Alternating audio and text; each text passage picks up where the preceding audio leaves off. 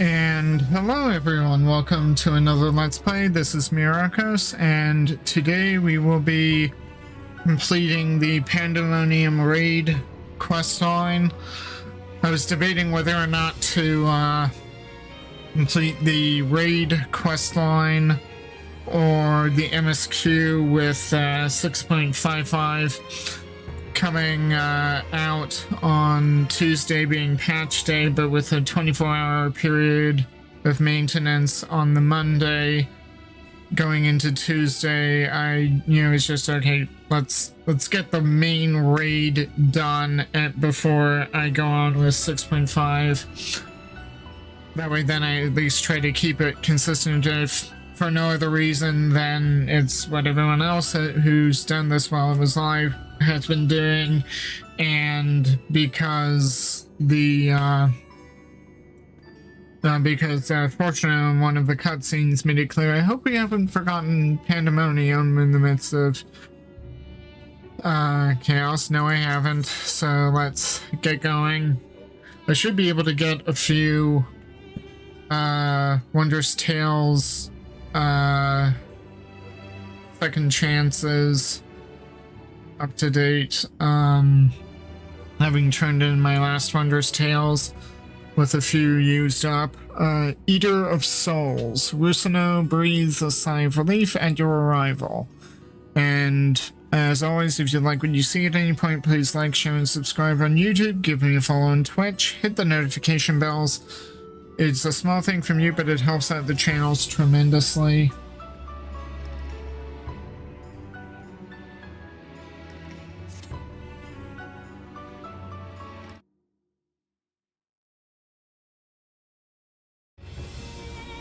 Myrokos, I had a feeling you would arrive soon. Urgent tidings always seem to carry you in their wake. After all, and Master Fortuno recently sent word regarding his investigation. It seems he's uncovered information regarding Professor Claudine's whereabouts and the sudden appearance of Pandaemonium in the Ethereal Sea. We would do well to meet with him at once. If you have no objections, I ask that you proceed to the ITS scope. Forthwith, I shall make the necessary arrangements and join you shortly.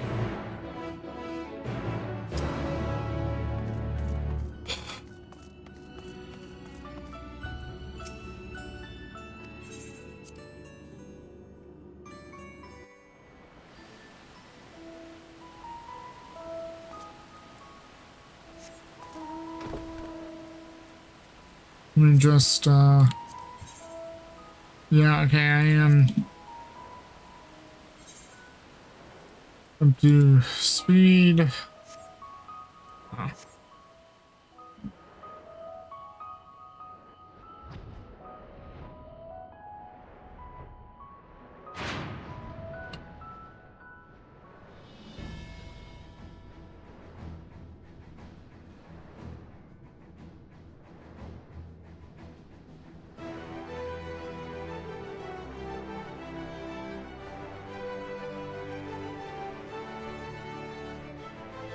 Been a while since I came running around this way. I think it was MSQ. the last time I was down here was to do unlock the Stigma Dreamscape dungeon.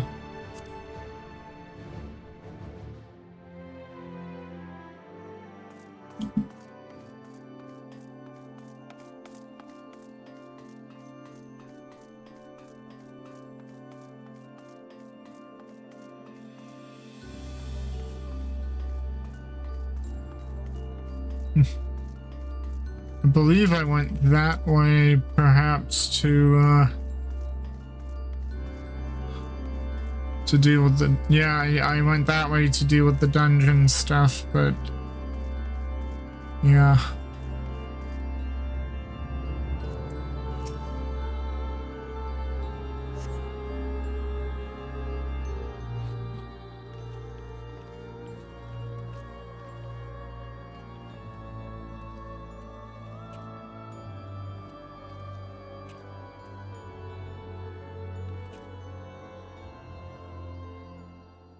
I thank you for answering my summons with haste. Let us go, and let us forego the formalities and jump straight to the heart of the matter. Okay. Namely, the whereabouts of Professor Claudine, who has not been seen since his ill-advised journey to Azizla. A subsequent expedition discovered an airship in the vicinity of the etherochemical research facility. Although the vessel clearly belonged to the professor, he was nowhere to be found.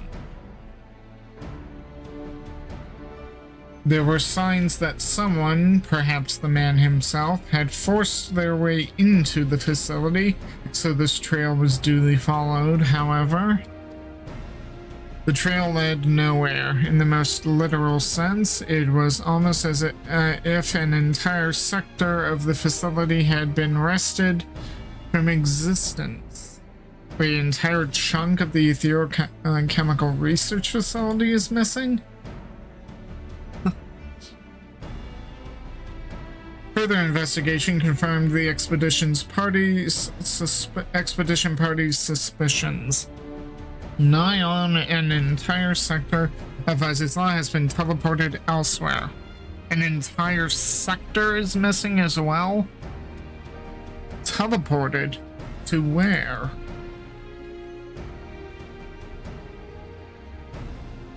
We believe that its destination was none other than the Ethereal Sea, where its Allegan facilities reconstituted as the halls of Pandaemonium to great success, as you can see. What could have done that? So that means Professor Claudine is in there, in that monstrous fortress. That is our leading theory. We are certain enough, at least to risk sending you into its depths in search of the missing man.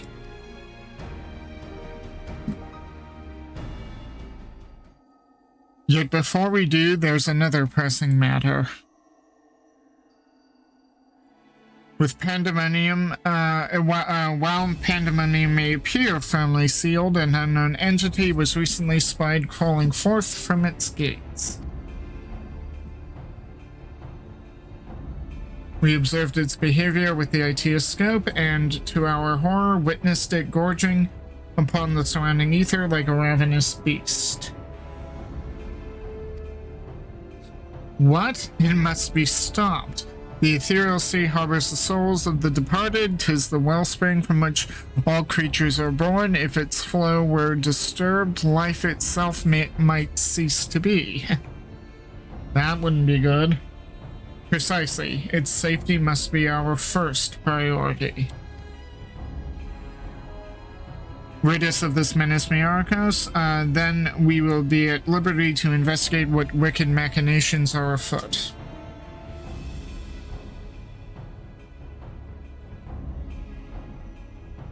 This memory crystal was recovered from Claudine's airship. Take it with you. It may yet provide some insight into the enigma of Pandaemonium.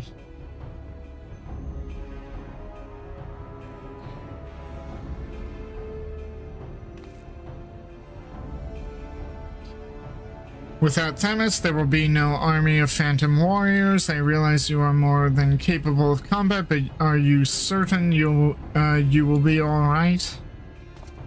Themis isn't the only one who can summon our illusory allies. As long as I'm free to focus on my foe, there's naught to worry about.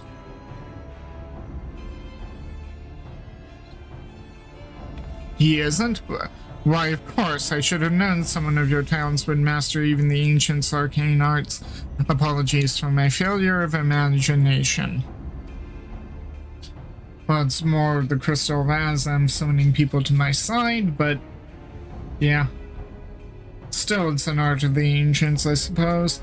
Once we are freed of the looming specter of Pandaemonium, you must promise to share your knowledge for the sake of thorough reports.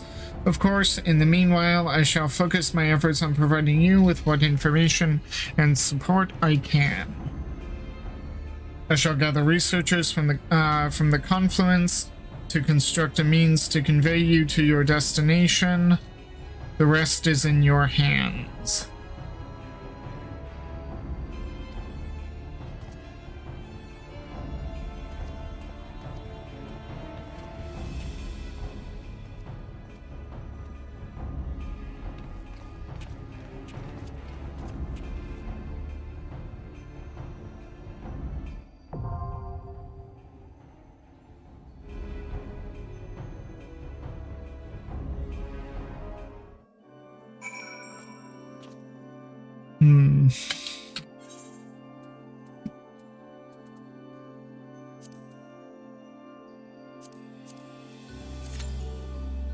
Of course, I've already capped my comedies for the week, so I won't get any of the bonuses. It's just the second chance renewals.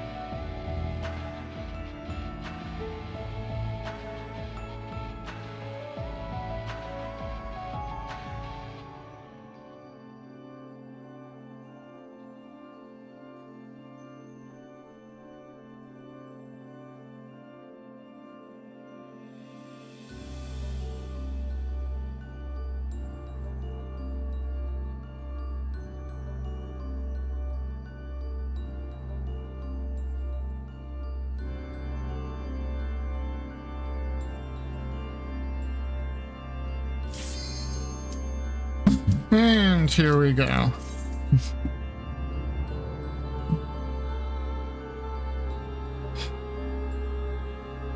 Of course, I remember that my Wondrous Tales thing had the 11th and 12th circles as one of the items. Of course, I finished it earlier, but oh well. At least I'll have it unlocked for next week.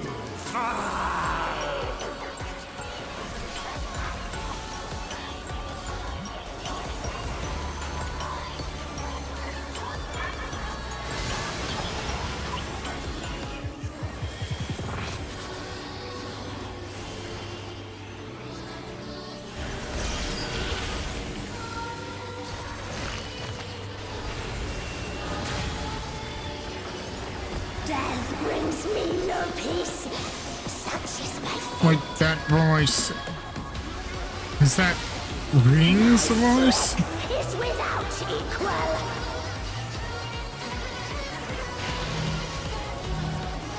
Flames take you.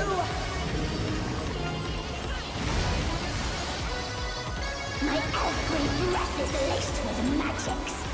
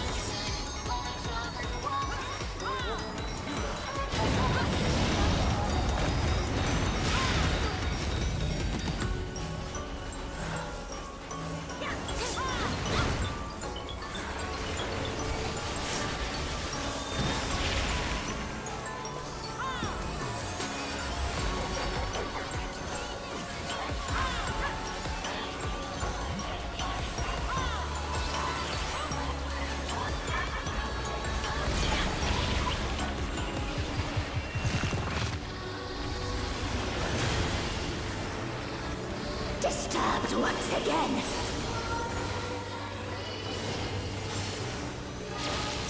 Crumble and die.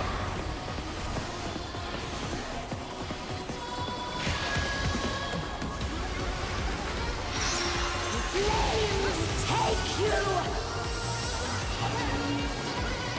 Entertain me, my darlings.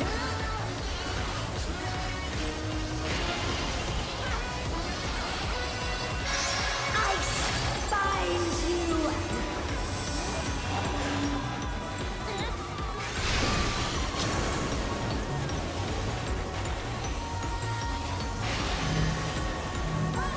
Flames take you.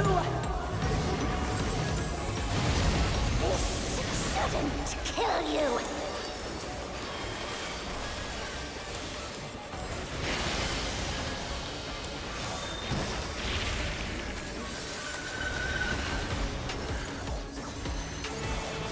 I wonder what the boss would say if it did kill you. Fortunately, it didn't, but...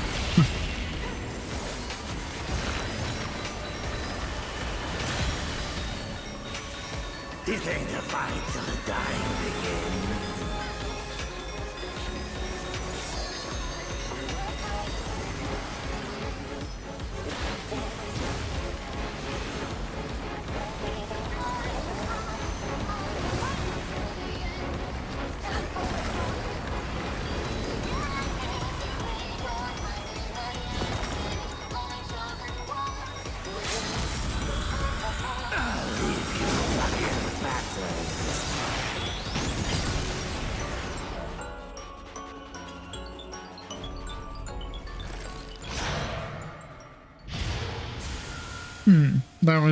That was a fun fight.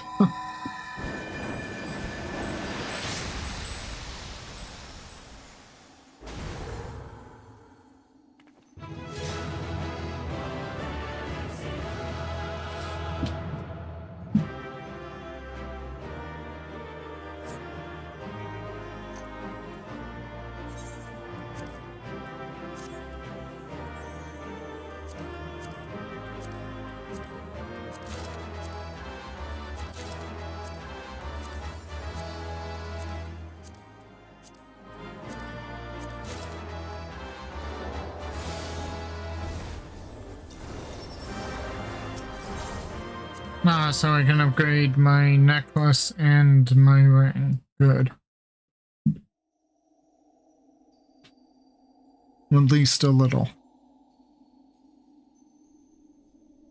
Impressive work, Myrokos. Their memories of your tenacity were not embellished in the slightest. Wait, Athena? She's not wearing her mask, but isn't this Athena? Do not be alarmed. A proper introduction shall set your mind at ease.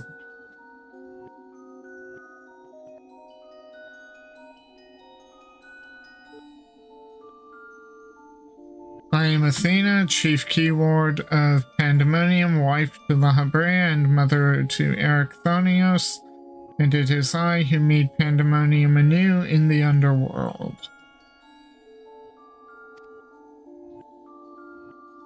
In a manner of speaking, I am the source of all your recent troubles. I must say, I did not imagine I would meet you in this age. A slight miscalculation, but perhaps a fortunate one, for your deeds in the past have left quite an impression on me.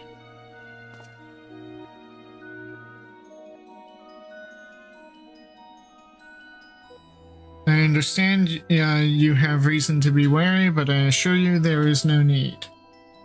Okay. I know not what Lahabrea has told you of me, but all that I have done out of sincere scientific curiosity. Does that include turning your son into a lab rat? The appetite yet remains, even after my rebirth. Conflict is the furthest thing from my mind, and I ask that you At least hear me out before brandishing your weapon.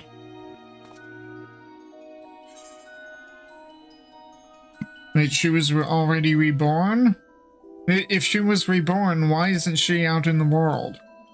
And wouldn't she have a different form?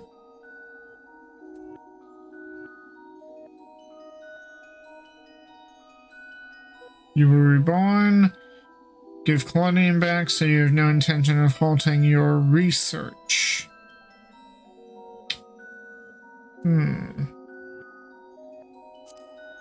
I'll ask the first one because I'm curious about that. In a sense, yes. 'Twas the only way I could see my research completed. The myriad souls floating in the ethereal sea provide all the raw material I require, and your Professor Claudian proved a most welcome surprise.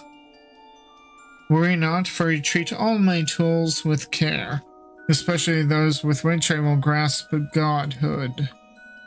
Oh, so she just wanted it for herself. It really isn't curiosity, it's just power for herself. That's it.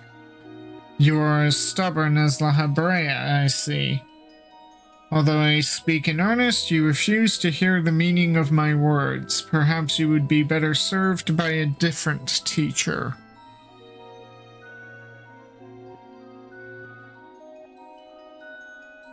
Luckily, you already possess the tools I require to make one for you.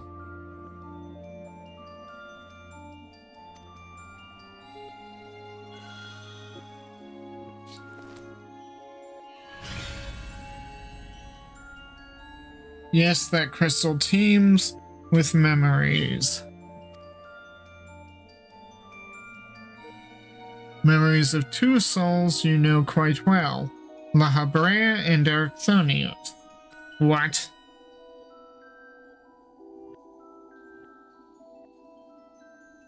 I shall stitch them into the fabric of two errant souls, that with their help you may come to see clearly.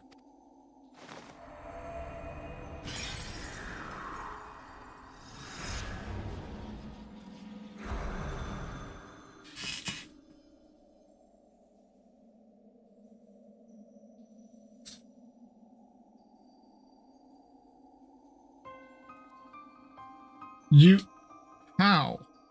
Where are we? Surely these two have much to tell you of me, and I would have you listen. Perhaps then you shall better understand me, my desire for godhood. There is another, but their soul has proven difficult to work with. However, with these memories, I may well manage to weave together something presentable. Wait there. Who's the third?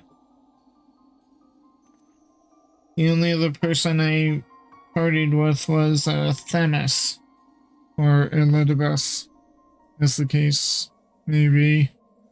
You have a place in my plans. I do hope that in time you come to realize that cooperation is the best path forward.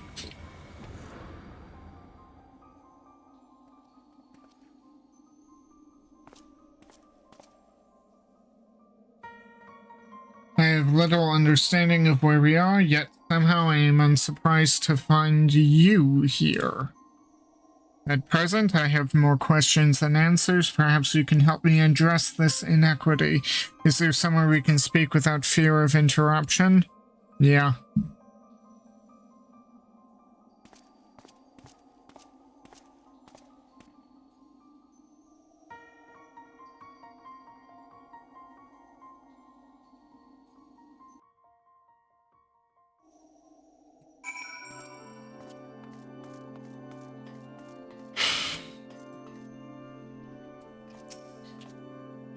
One with an aura of overwhelming authority, and another that seems uncomfortable in his own skin. I believe I understand just well enough to be thoroughly intimidated.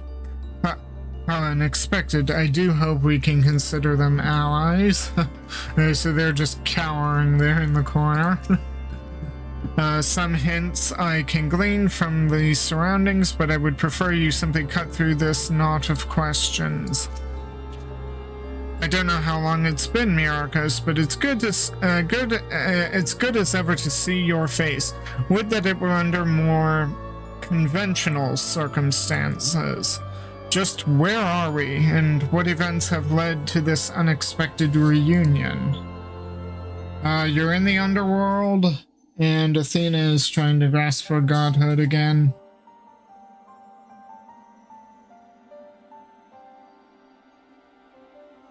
Ah, yes, I remember you telling us about this memory crystal. To think that it contained our memories. This is a lot to take in, not least of all the fact that you hail from the future. I searched for you for a time, but could find no trace. Now I know why.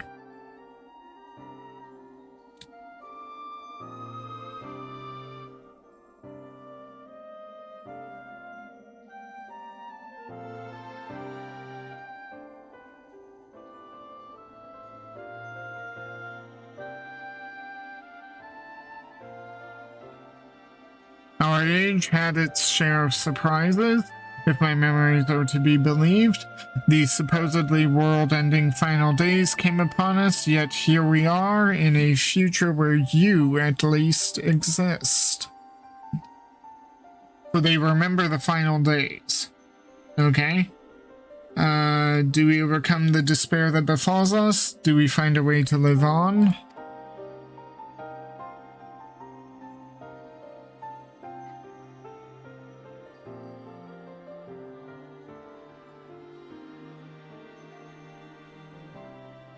Questions without simple answers, it seems. Let us take heart that life endured in some form, but as memories we may never have the luxury of the larger picture.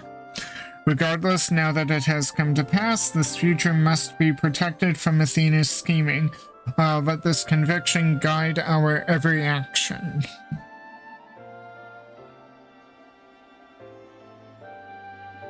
Agreed, but as memories given fleeting form, we are bereft of any physical or magical talents. We cannot aid Myrokos in battle.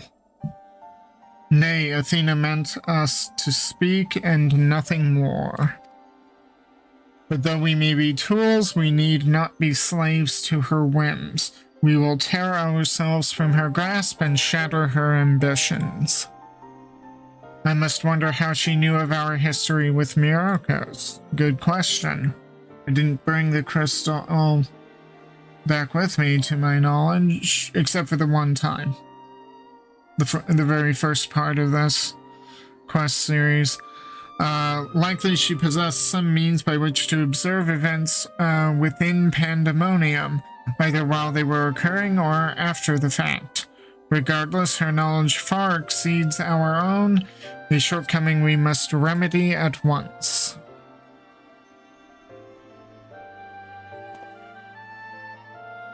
We would do well to learn more of the Pandaemonium now dominating the landscape of souls. Myrokos' colleagues will doubtless prove to be of value in that respect. Come on, it's time to stop cowering in the corner. You're needed.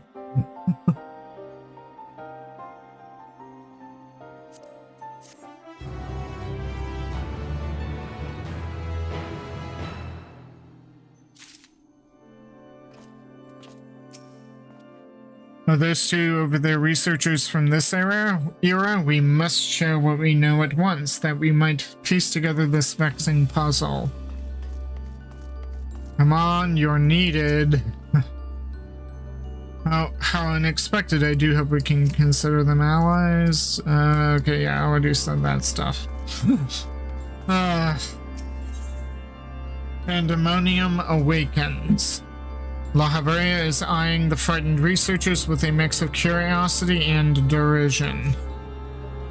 Why do your companions hesitate to approach? We may be unusual visitors, but time is of the essence. Bring them here. Even as a memory, La Habrea is brunt.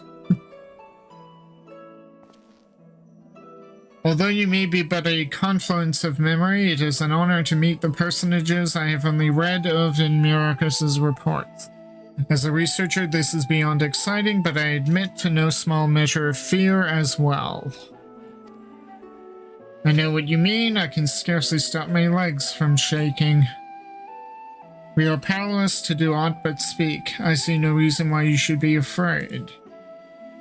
It isn't my life I fear for. I only fear that I might not have the chance to ask you all the questions now burning a hole in my mind.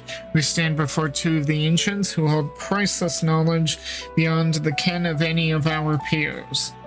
But what purpose does fear serve if not to be confronted and conquered? To that end, we shall share with you our records, and perhaps together we can find the thread which will lead us safely out of this conundrum. Information shall be our most precious resource, for that is the only weapon we can wield in these forms. Our memories are at your complete disposal. We can start with Athena, whose thirst for discovery would see all life consumed. Her desires haven't changed. She still seeks to transcend her mortal existence so that she might unravel the mysteries of life. She would become a god. A nebulous concept, but Athena had her own ideas on what divinity entailed. In her mind, a god can create souls at will. Thus she chose the underworld, or the ethereal sea, as it's known in this age, as the staging ground for her final experiments. Here lies a practically bottomless well of ether. Even if it means stemming the flow of life itself, she intends to continue her work. She thinks of nothing else. Well, we caught a glimpse of Athena as we came into this world. Her smile, her voice, they were just as I remember. Without even realizing it, I found myself feeling an affection for her. Oh dear, are we going to have a relapse?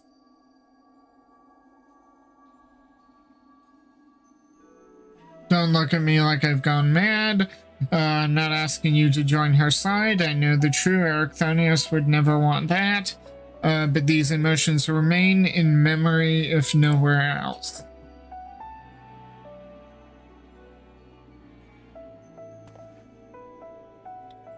We shall remain here to compile what information we can. You must infiltrate Pandaemonium and seek out Athena. I would ask that you leave the memory crystal with us. It may hold secrets which have yet to be unveiled.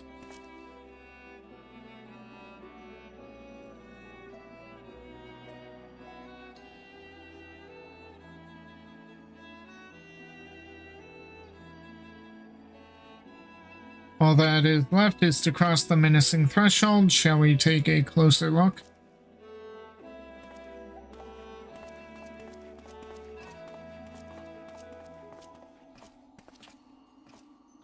I have one question for you. Does the word Orosite mean aught to you? Orosite? Orosite? Why yes, there are a few records of its existence. It mainly makes appearances in the legends of Evilis, and in tales concerning the Asian Laha... Well, in tales concerning an entity known as an Asian, this personage is associated with black Orosite, known as the Heart of Sabik. Ooh, more Heart of Sabik lore, yes. A source of considerable power. I see. So time has not buried it.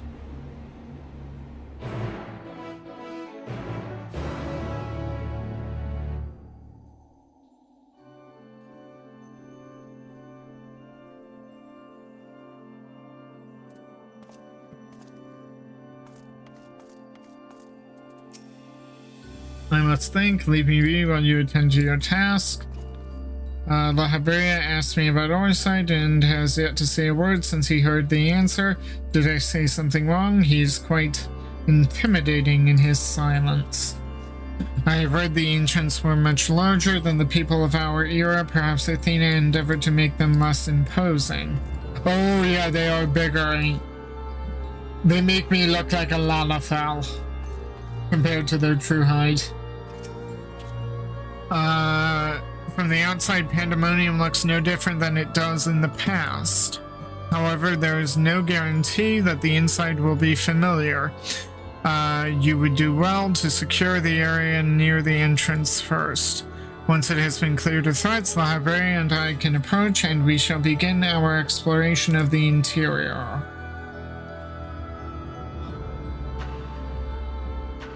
The portal should convey you to Pandaemonium's gates. I hardly need to tell you to keep your weapon ready.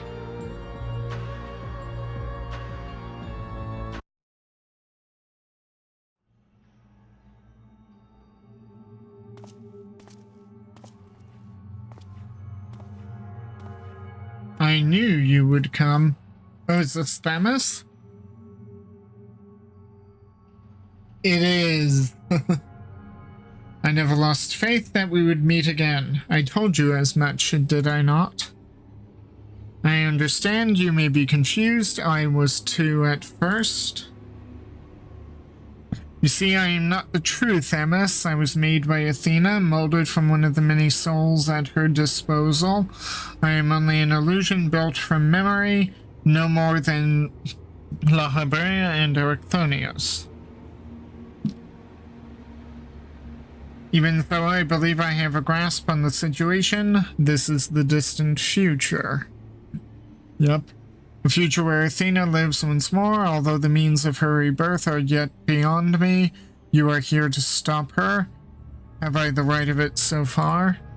You do. Very good. I would be disappointed if you did not rise to her challenge. Although I am sorry to say I cannot aid you, my creator has tampered with my essence, and I am oddly inclined to act in her interests. I can do naught but offer words of warning. We will fight, and it cannot be avoided. Oh, not again. Not again. Not another fight with Elidibus. Like, how many times have we fought him? There's no need for that pained expression. Remember, I am but an illusion, nothing worth shedding tears over. We can free you, just as we freed Agdistes. I would feel terrible if I had to trance Elidibus again.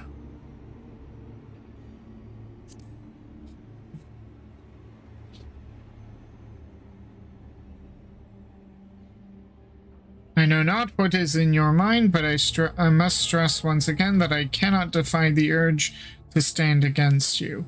Athena's hold over me is unyielding. Still, I would ask you to listen carefully to the advice I offer you now. Athena has prepared a new vessel to replace Erechthonius, so that she may become a god. By gathering the souls readily available in the Sea of Ether, she tempers her own essence. Yet the souls are faint, diffuse. She doubts whether they are sufficient for her goals, so she has turned her gaze to you. Despite your thin ether, you managed to lay Hephaestus low, and Athena would know the secret of your strength. Willpower, presumably.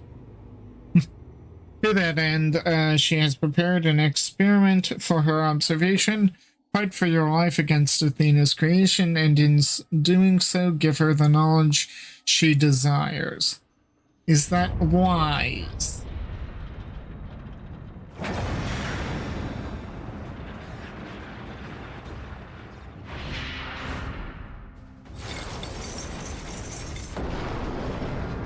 What the?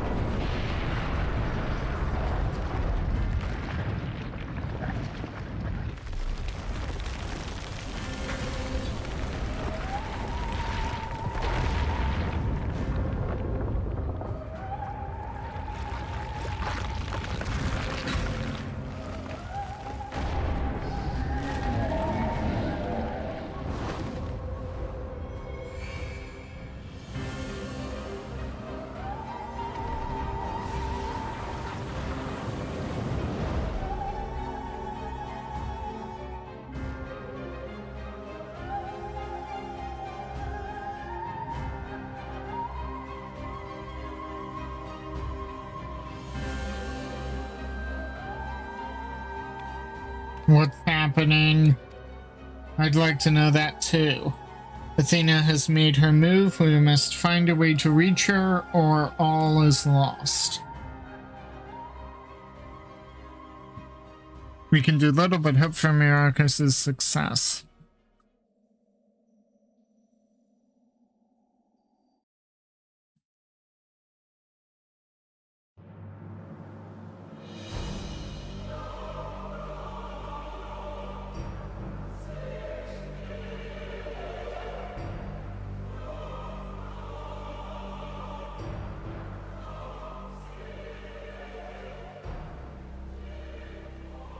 Pandaemonium, once a mass of lifeless stone, now imbued with a soul. Athena has grown much since her death at Lahabria's hand. Although the souls she creates are imperfect, they act with absolute obedience. I know you shall cut your way through this monster as you have so many others. Then you shall come before me. Okay, so he's the third. Or the tier 11 of Pandaemonium, okay? Do not hesitate to do what you must, for that is the only way to stop Athena.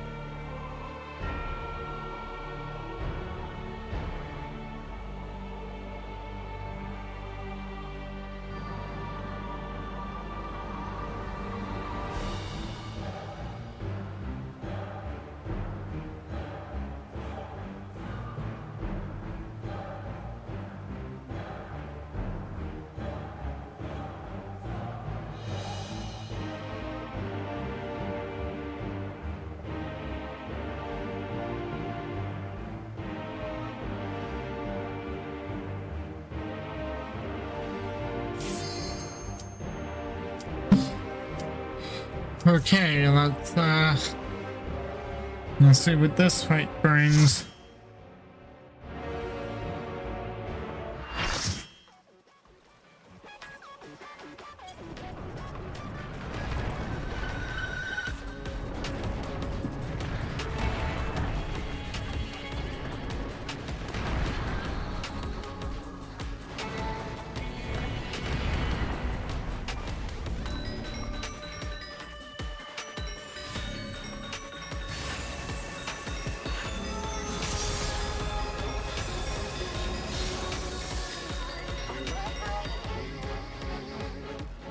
I am Pandaemonium. From countless failures have I wrought miracles. Into soulless vessels I breathe life.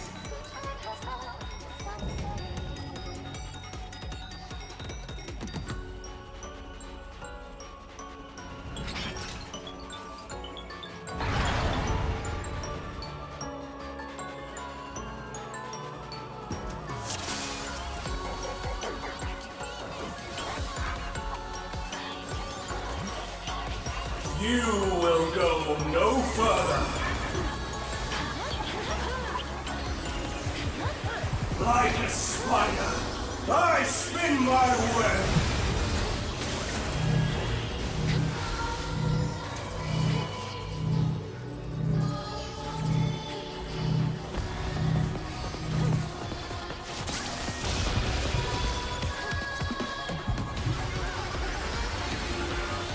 This prison offers no escape.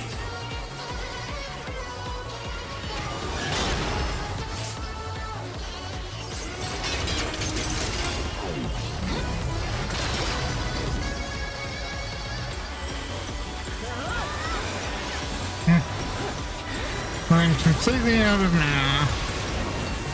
I mustn't disappoint, Lady Athena.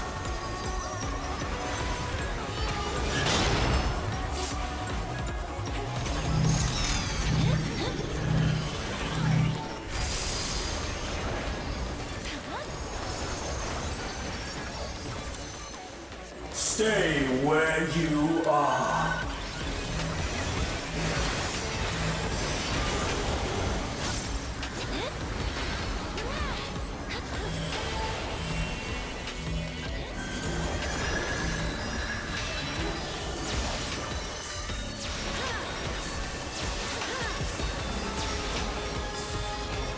Wet like unto chains.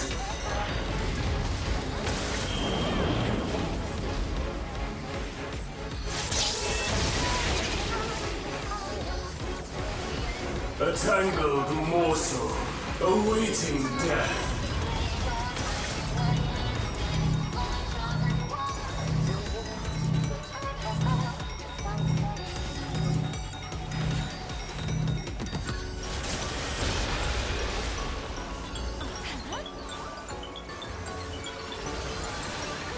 All hearts lead back to me.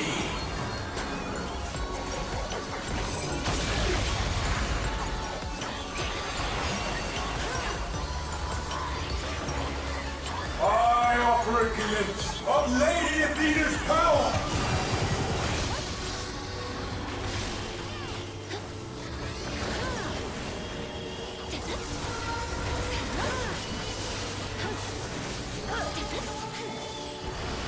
Stay where you are.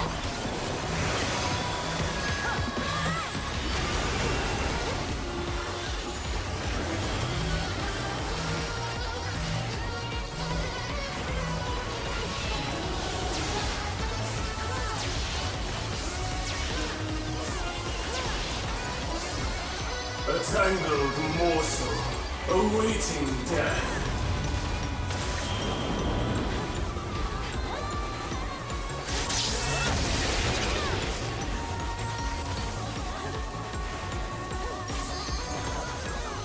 All hearts lead back to me.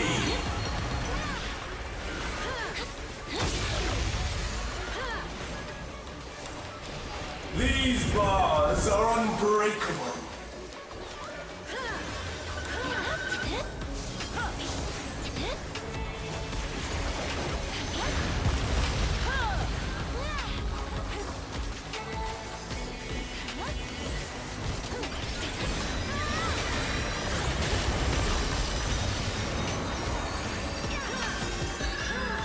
I am Pandaemonium, and these cells are mine!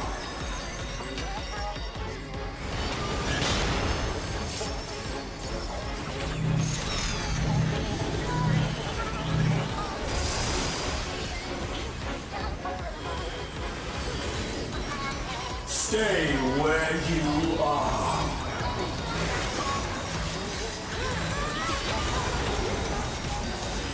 Bear yourselves to me.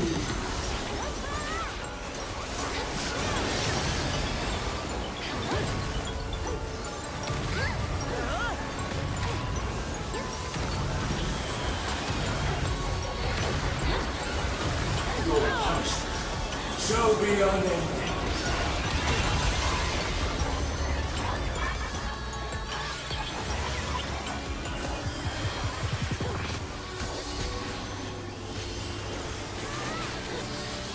For Athena, for Mother.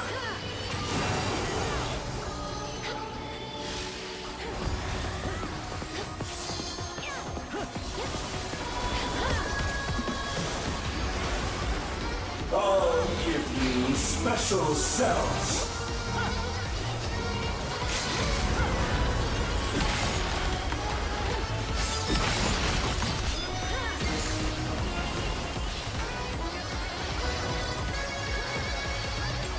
Your soul screams!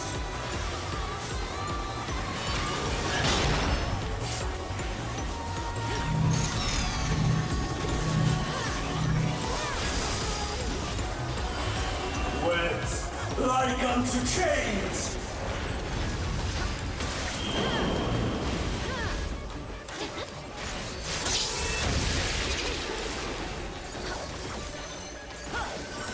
These bars are unbreakable.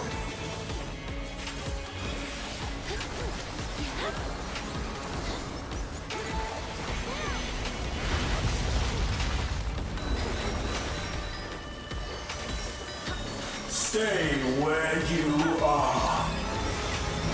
Oh no, I got the directional stack. Like unto chains!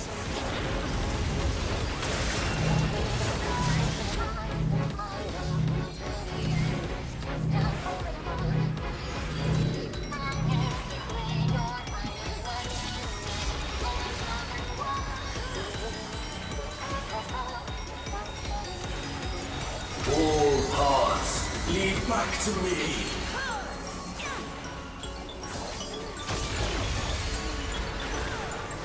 For Athena, for Mother.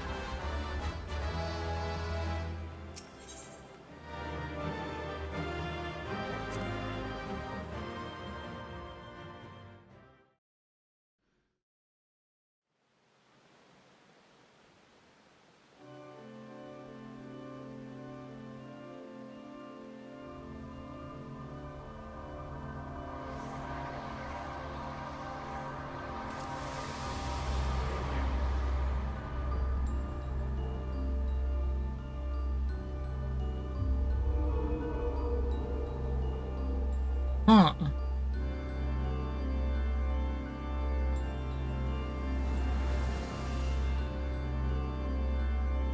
That was a beautiful display as always. I stand enchanted by your grace in battle.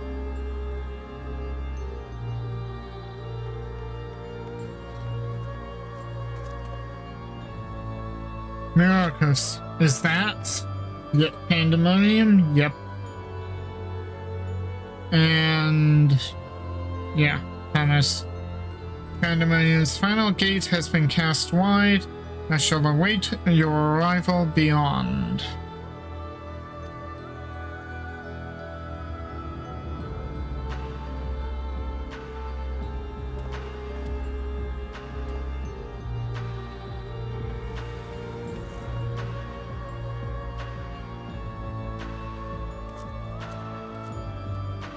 Apologies for not coming sooner. The base is enveloped by some foul energy, and we couldn't risk venturing through it before taking due precautions. No need to apologize, that's perfectly sane.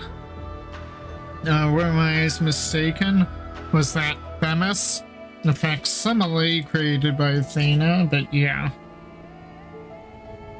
Tell us what you know. We must consider our next course of action carefully.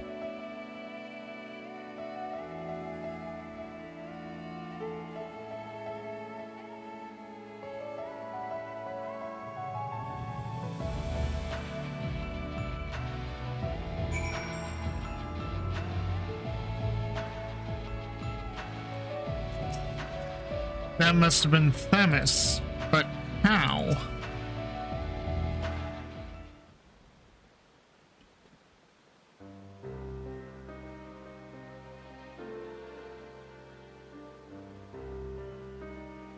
I ought to have anticipated this.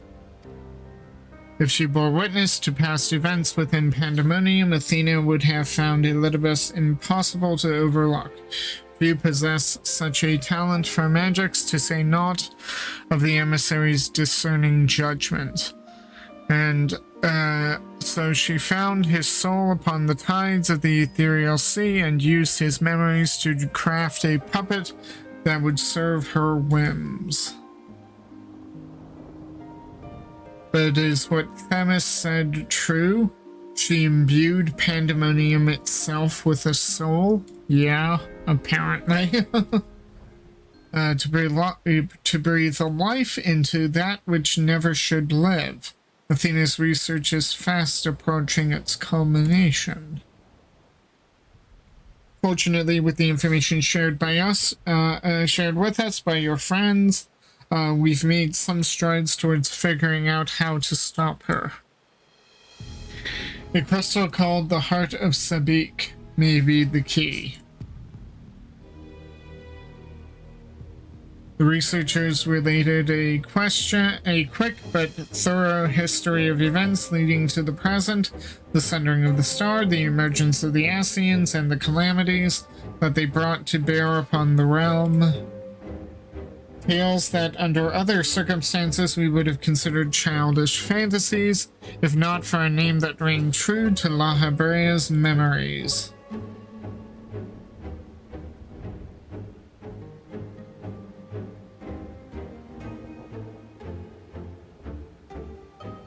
The Heart of Sabik.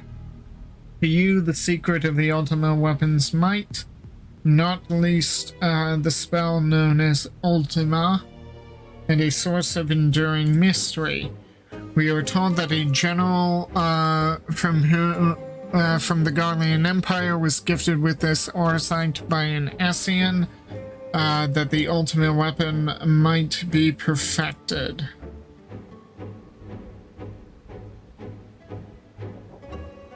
The identity of this shadowy benefactor, however, remains a curious unknown.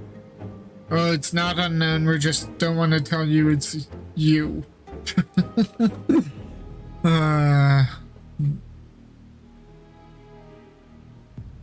You seem to be a veritable trove of uncommon knowledge, if there is aught you are withholding.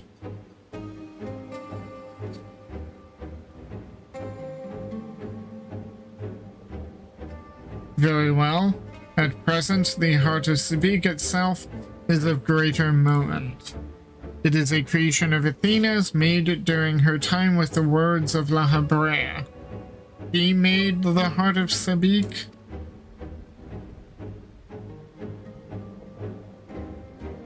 This predates even Pandaemonium's construction.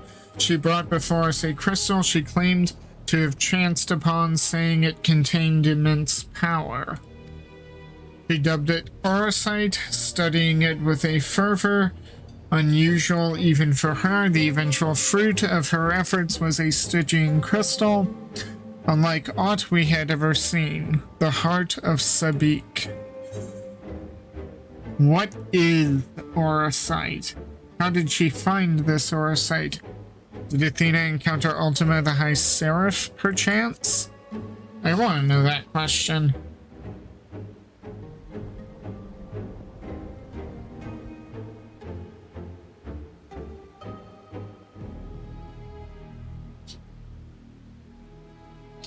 An unexpectedly specific question.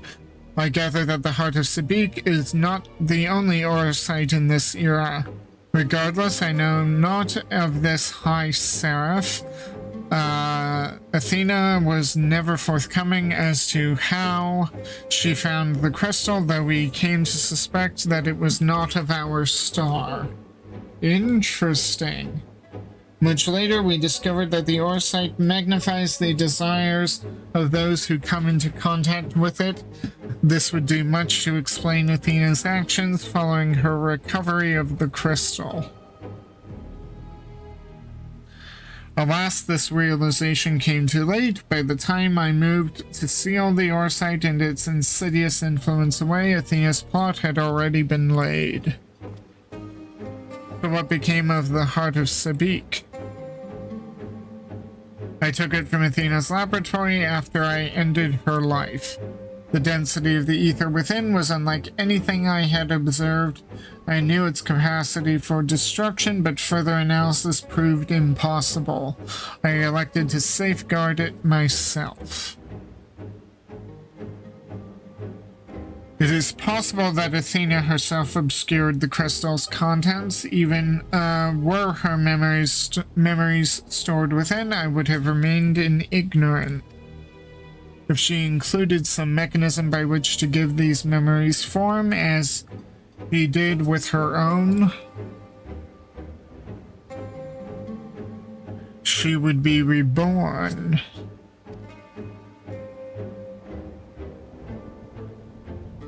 Ironic that I should have protected those very memories in the name of safeguarding the star. Fate is loath to see mistakes go unpunished.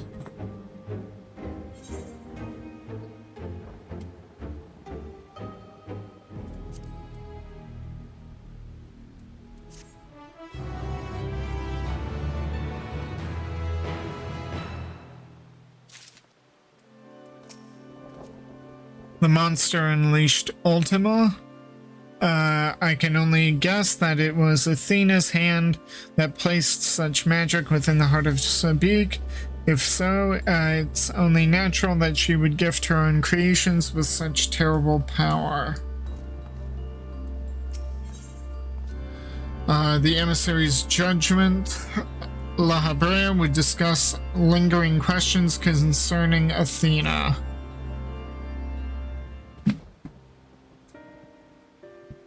I have told you all I know of Athena and the many secrets she kept hidden from the world. If she indeed stored her memories within the heart of Sabik, we must ask ourselves how they were awakened in this age. When was the crystal last sighted? During my fight with the Ultima weapon in the hands of the Ascians, presumably. The last time it was specifically sighted was there. Now, that was a while ago, in which you triumphed, but failed to recover the heart. Yet according to your colleagues, there was another on the battlefield that day, an Ascian, and the selfsame Ascian was later struck down at a location known as the Etherochemical Research Facility. I have heard that name, and recently, the site of Professor Claudine's disappearance. Indeed, he was tracing an ethereal signature resembling that of the memory crystal in his possession, a signature that may well have belonged to the heart of Sabik, in which case it is no coincidence that Athena's awakening followed. But what reason would he have to bring her back to life? Was his mind not his own? Yet more questions without answers. Although Athena's essence is that of memory, her magics have not suffered for lack of a physical body. As the world is now, it should not be possible, but she must have found a suitable vessel. If Elidibus is to be believed, she readies this vessel for godhood and is perilously close to success. It beggars belief, as you well know. You were the linchpin of her ambition.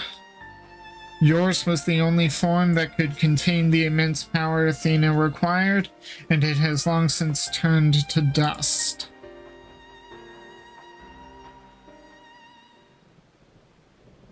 As pleasant as this discussion is, we require more information if we are to unravel this mystery.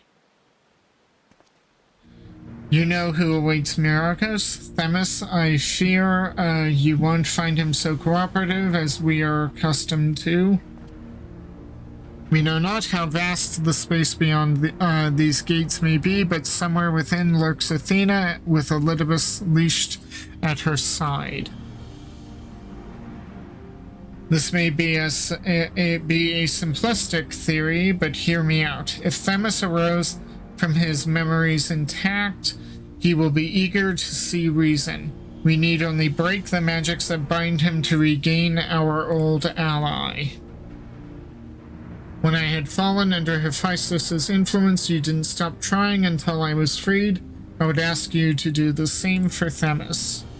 Though none of us are real in the conventional sense, I feel it must be done. Themis would never have wished to be your enemy.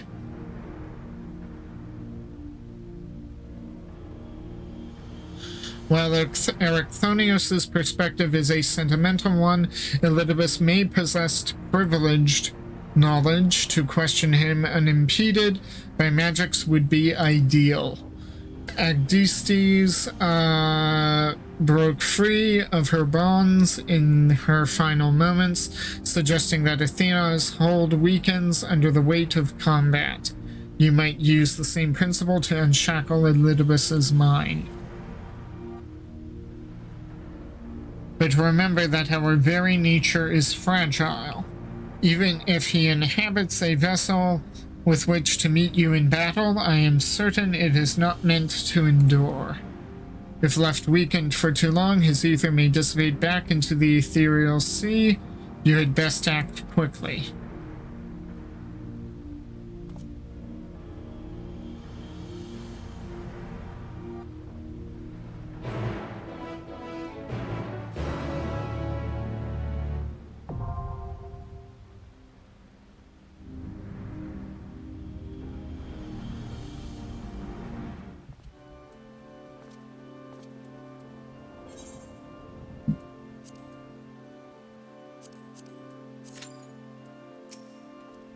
We know not for how long we'll have free reign to go between here and the Itioscope. We'll remain here for now unless absolutely necessary.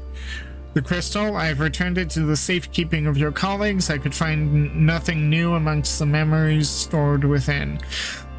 This space, on the other hand, is fascinating, wrought by the same power. The keywords wielded, perhaps. Impressive.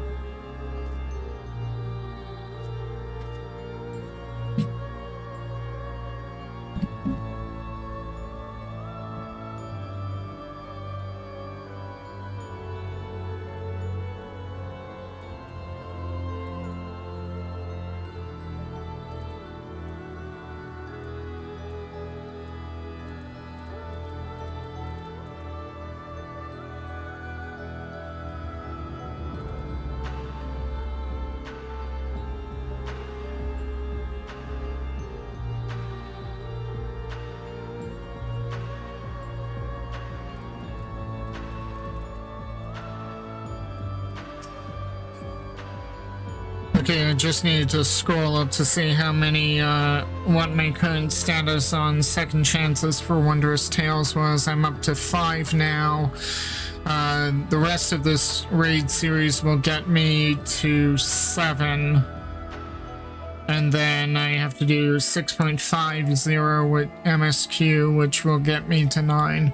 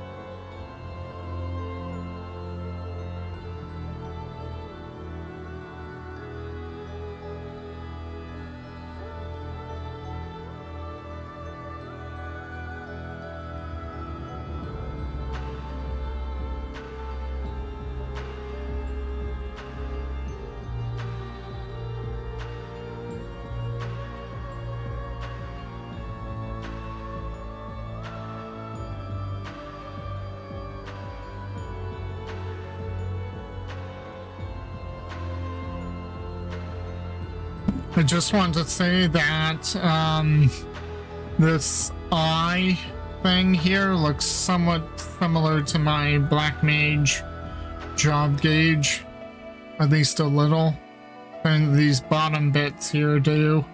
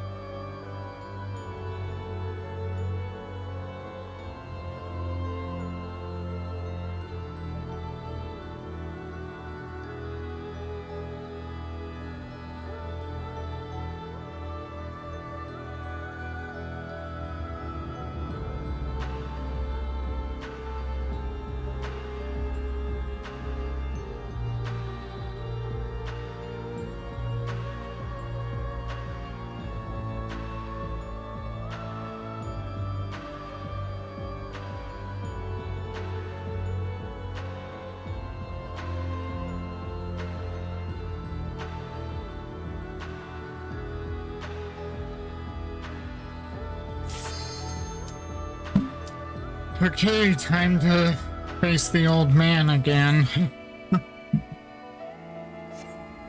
What? Oh, come on. Rude. Don't queue for a duty unless you're ready and willing to do the duty. It's common sense.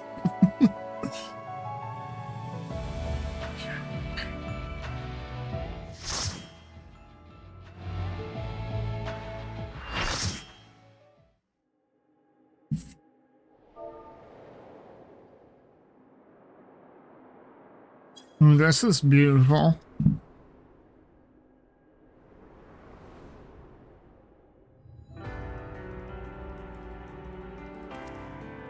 Oh! I suppose I have Athena to thank for this incarnation. I have long considered how I might stand against you, I admit. In transformation, I present to you my truth. I am Illidibus. Oh, the music. Unreal. So we skipped normal and just went straight to Unreal level. You know.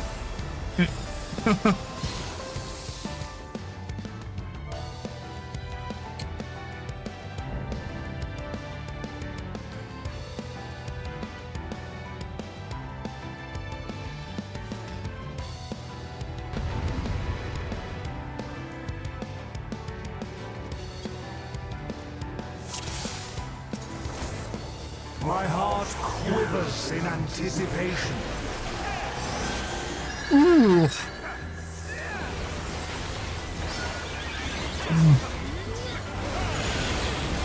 So this must be the seat of the Capitol building.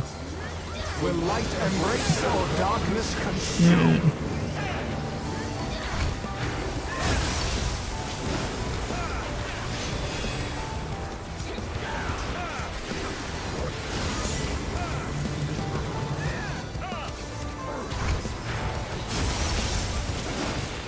Oh, okay. Wouldn't be a new run without a few vulnerability stacks.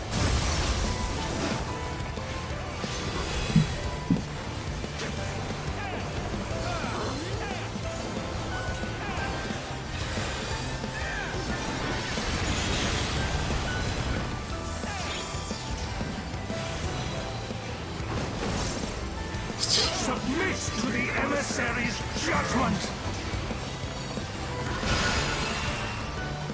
The balance must needs be maintained.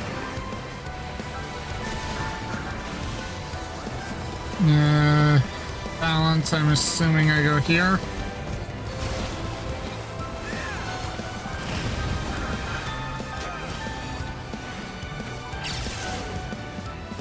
Will you be judged worthy to exist?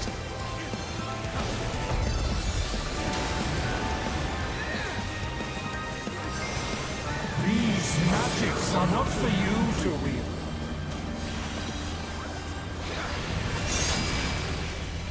No.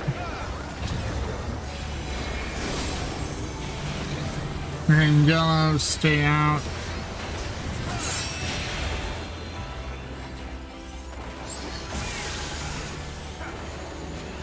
Purple in, yellow out. That's pretty straightforward.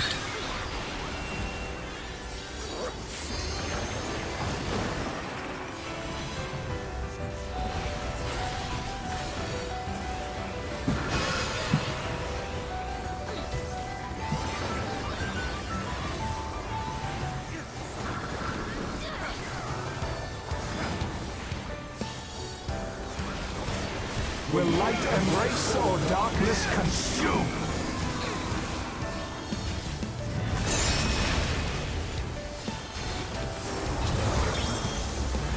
Will you be judged worthy to exist?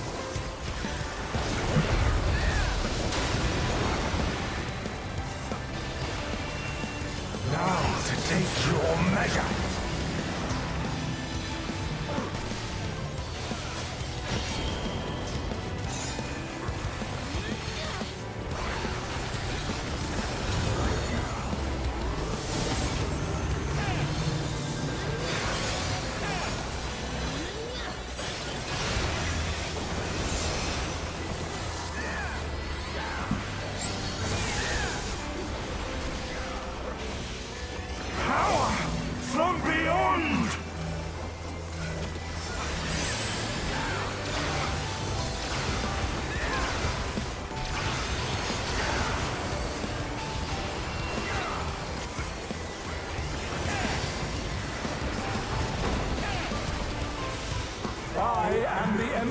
and I shall never die.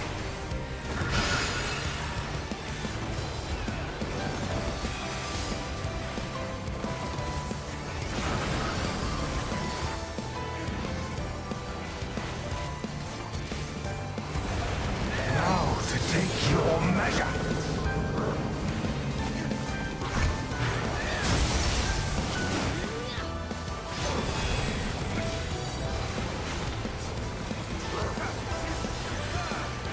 These magics are not for you to wield.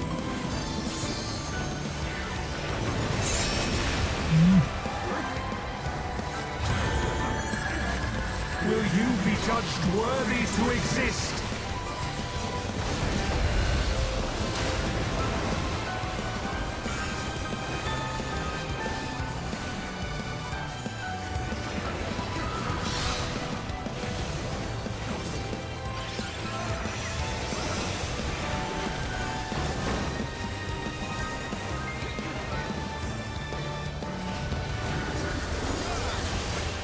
Will light embrace or darkness consume?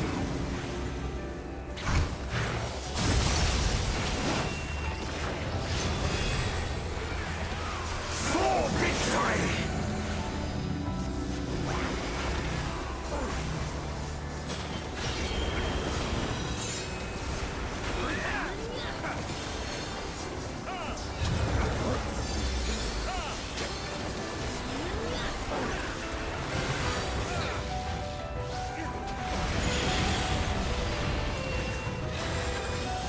Warriors forged in my own image.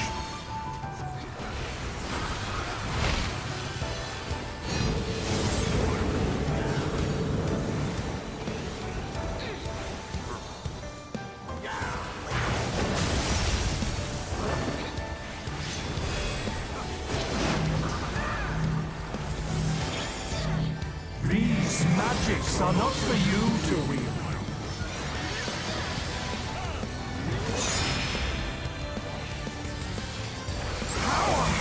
From beyond!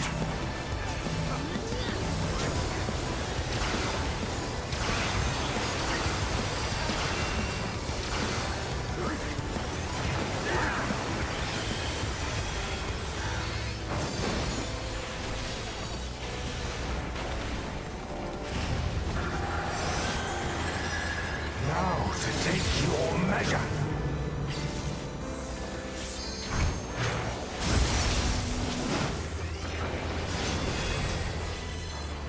For victory!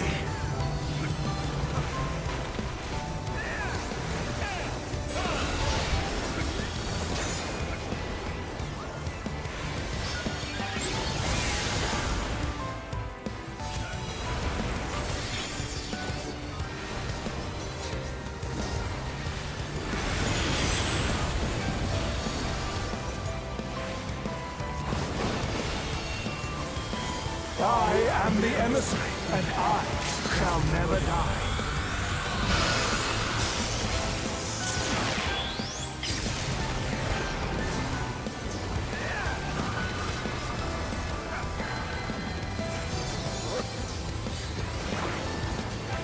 Now to take your measure.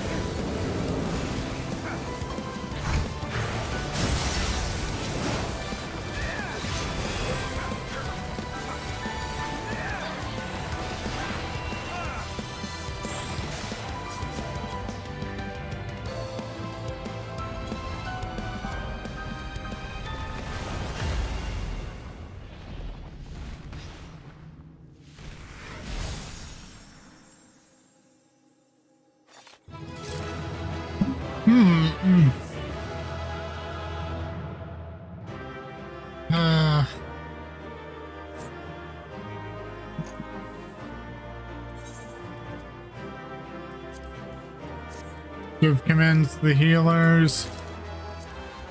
They do an awful lot of work keeping everyone alive.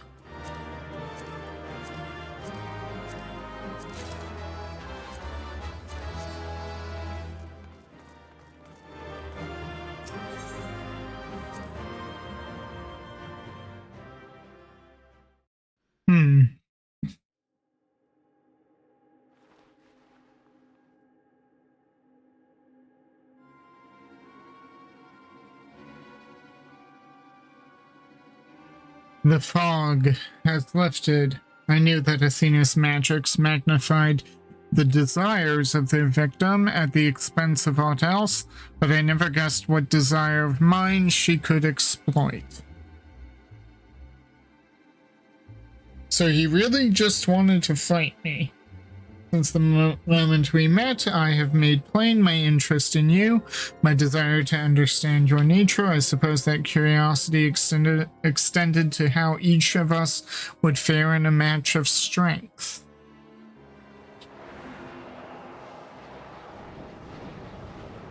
What is this?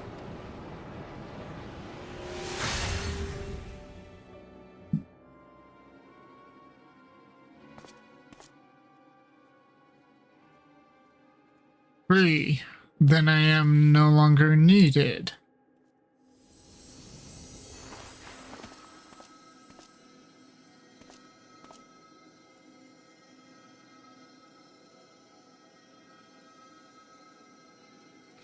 Do not look so crestfallen, my friend. These few moments of clarity are more than I could have asked for.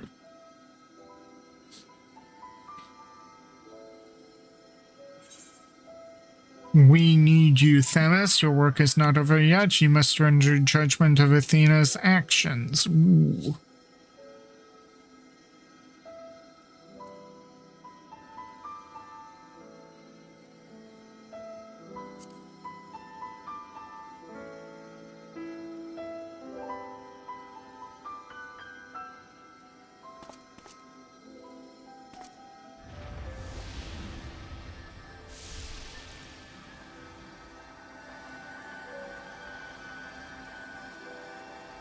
This warmth, your ether.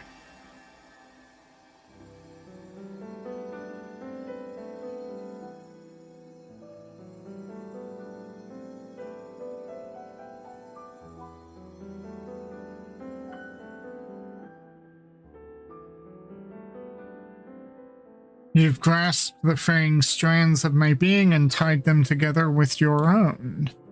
Nevertheless, I fear I am here on borrowed time.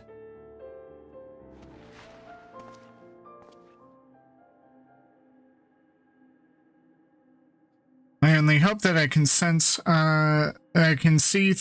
you through the last of our battles.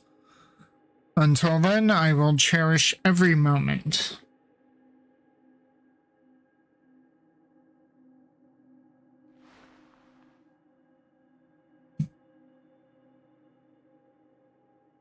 I am Elidibus, the emissary.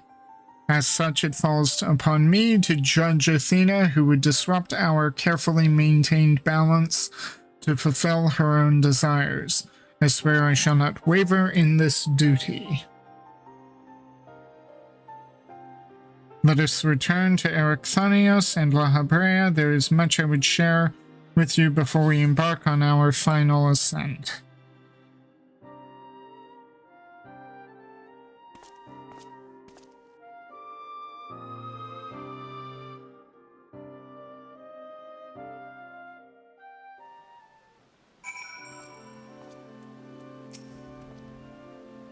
As I surmised, Elidibus was constructed with the strength to see your battle done, yet I fear his ether may not sustain him through another. The four of us are together once again, although I may not have directly experienced our adventures, my memories make our bonds as real as any other.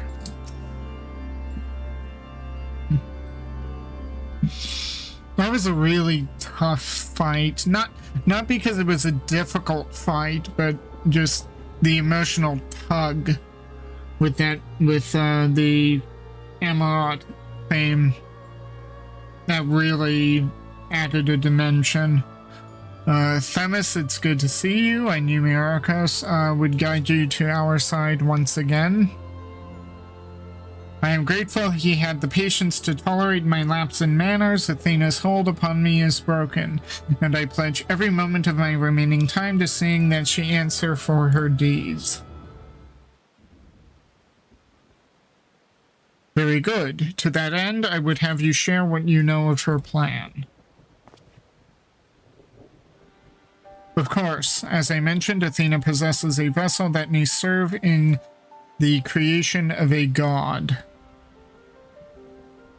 It is someone Myrokos knows well, a man by the name of Claudian. By a twist of fate, his body proved to be ideal for Athena's purpose. I was wondering what became of him. The creation of a person requires not just body, soul, or memory, but rather all three. We are made from the memories of our ancient counterparts, etched upon drifting souls, and given form through the infusion of ether. We lack a physical body, yet we can see and feel. Yet you can see and feel us all the same. Athena is different. She has carved her memories into Claudian's soul while it was still within its body, and thus made both her own. But even she is prone to error. After the sundering, beings became more fragile in both body and soul, and this difference prevents Athena from realizing the full extent of her desires. So that's why she has turned her sights towards Myrokos. His uncommon strength rivals even the mightiest of our age. By scrutinizing his feats in battle, Athena aims to deduce the secret of Myrokos' prowess and use it to fortify her own vessel. Only then will the culmination of her research be at hand. We have to save Claudian. Can't we simply remove Athena's memories from Claudian's body? Then to fight Athena, we must fight Claudian as well. I'm kind of curious about the second one.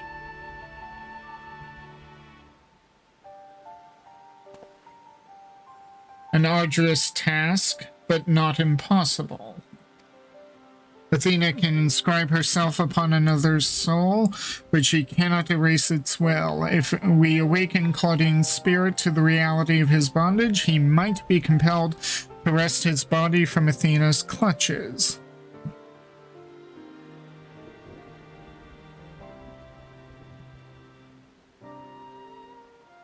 We still don't know why she chose Claudian. What makes him more suited than anyone else? Although I have never spoken to Claudian, I did witness an incident that may prove revelatory. When instructing the vessel to do her bidding, she called it by a familiar name, Erichthonios. Wait, Claudian is Erichthonios' modern-day counterpart? Much like, what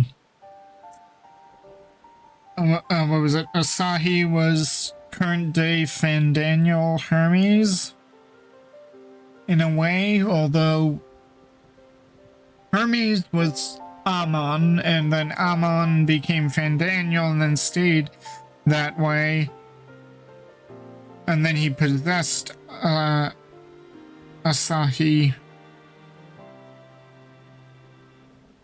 Well, whatever. What? Why would she? It is as I thought.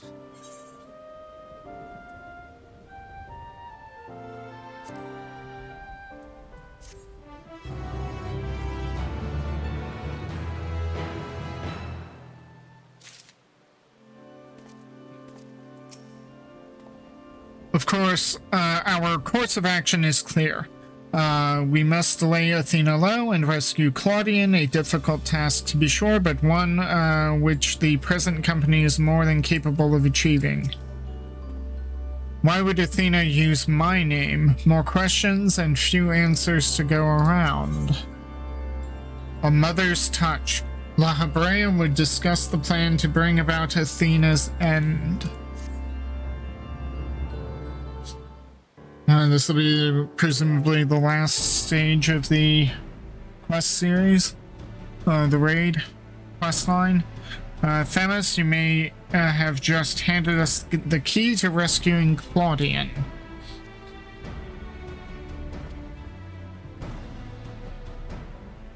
What must we do? First and foremost, we must confront Athena. She must be made vulnerable as Elidibus was. Yet our opponent stands on the verge of godhood. As we are now, she would unmake us in an instant. Myrokos, we have no choice but to place the burden of our fate and the fate of many more besides squarely upon your shoulders. I trust you have no objection. God or no, I shall cast her down. It's a burden I'm used to carrying. Objections, no. Concerns, yes. I have to admit, the cheekiness of this third one is appealing. It's a burden I'm used to carrying.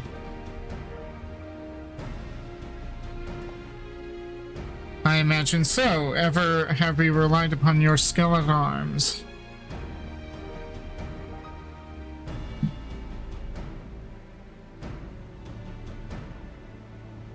And we all appreciate Myrokos' willingness to fling himself at the unknown. However, we have yet to hear how this will liberate Claudian. I have a plan. Do not trouble yourself over the details. The same goes for you, Myrokos. You must focus the entirety of your attention on Athena. She will not be easily bested, even by one of your prowess. Then let us trust in La Habrea and prepare for the battle to come.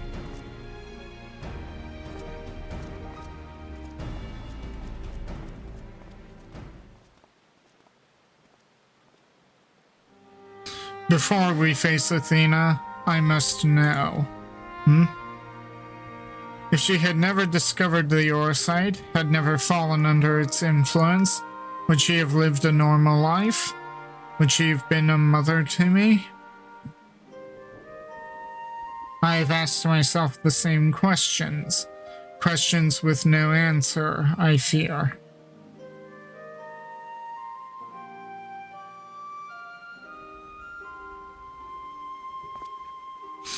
But let us put them out of our mind. There is something we must discuss, and I would do so not as La Habrea, but as a father to his son, okay?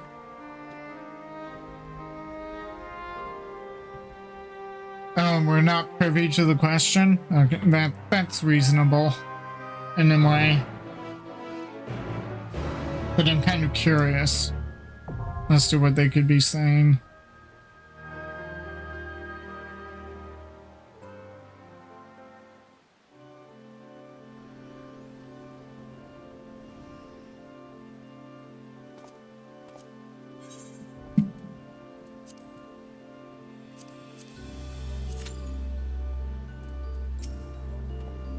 Athena maintains absolute control over the space beyond the gate. She has doubtless built herself an abode worthy of a god and now awaits the arrival of her supplicants.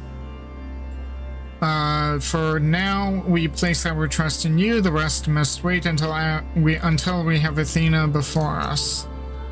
Right now, Athena must be the sole focus of your attention. She shall not hesitate to exploit any weakness she can sense. True enough.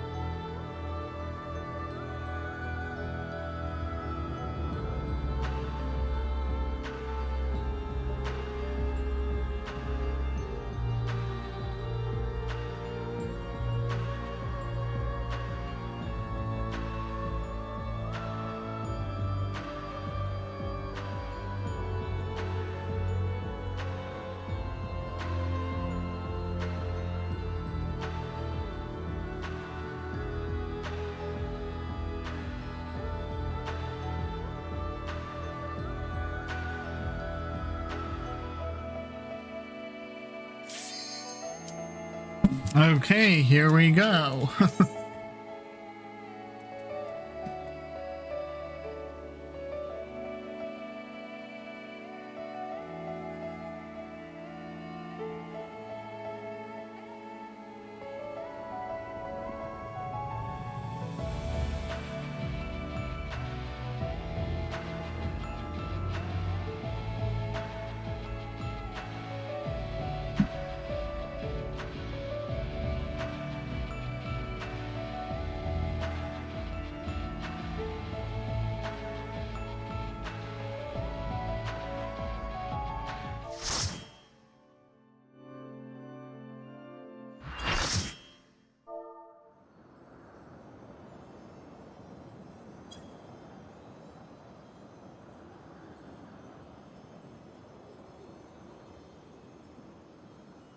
You have done well to reach the seat of godhood.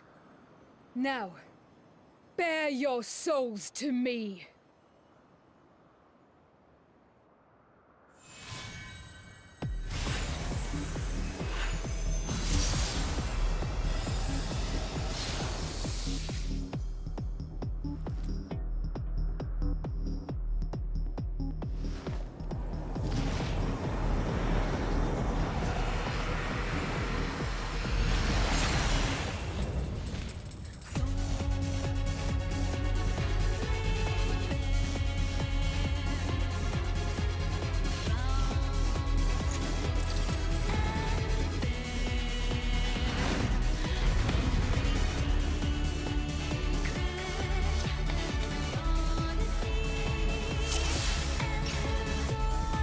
This is an interesting musical composition. That I might become divinity manifest!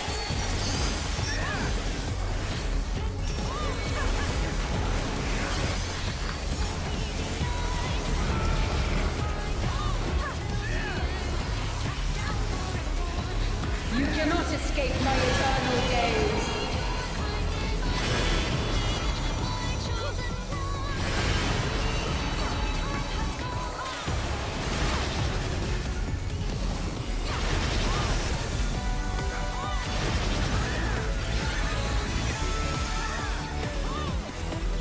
From nothing, I mold life.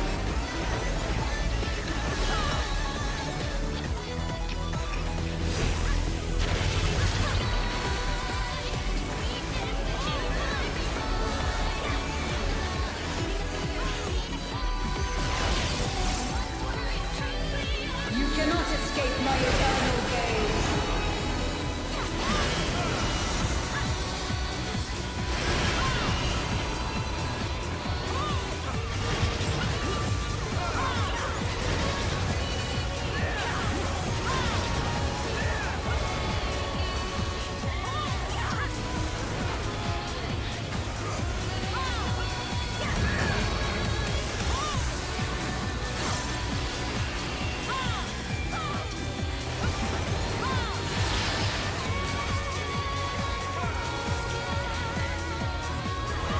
These chains are forged from the fabric of creation.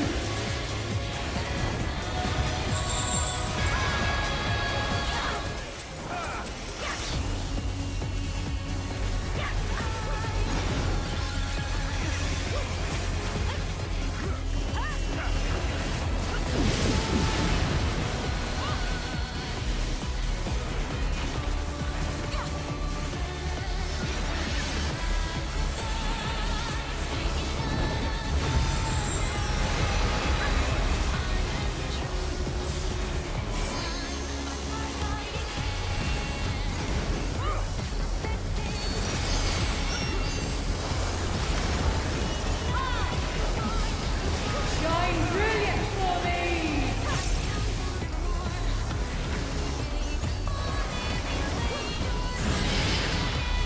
Okay, so that's a knockback.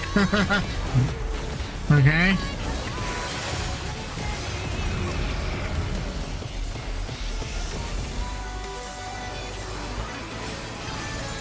To silent vessels, I give voice.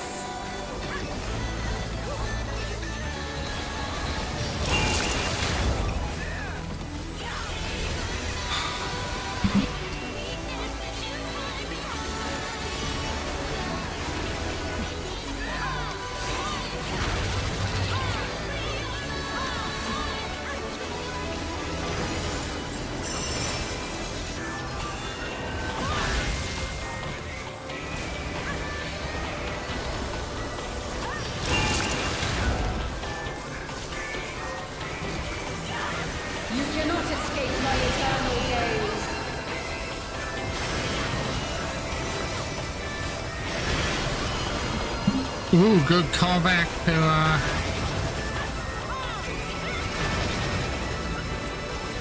good callback to,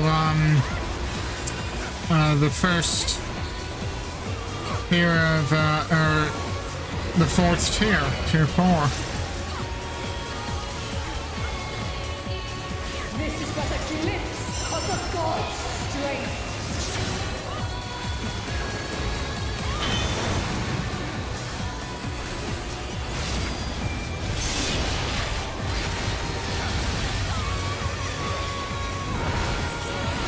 Behold such power as you will never wield.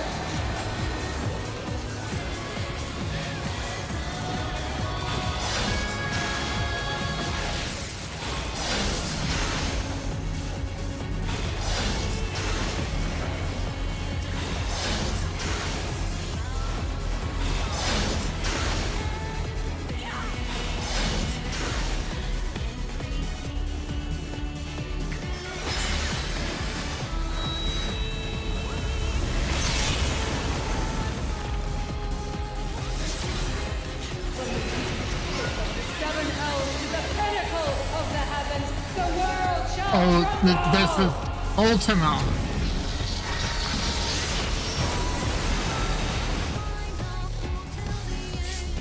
Such a singularly resolute soul. These chains are forged from the fabric of creation.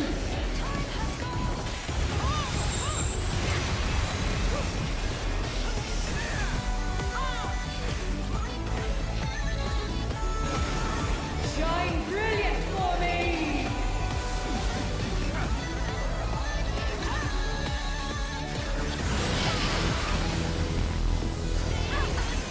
You cannot escape my eternal gaze.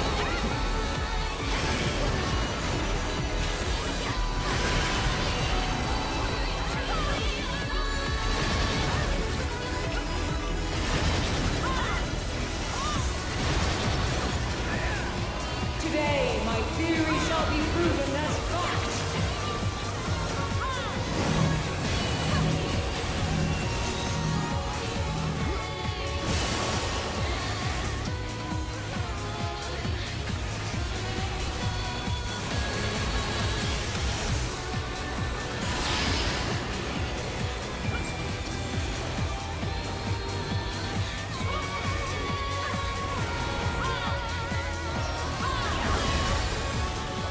These chains are forged from the fabric of creation.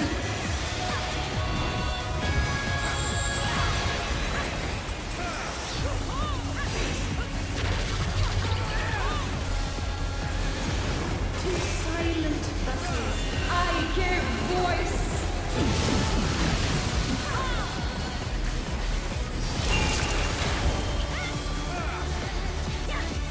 Shine brilliant for me!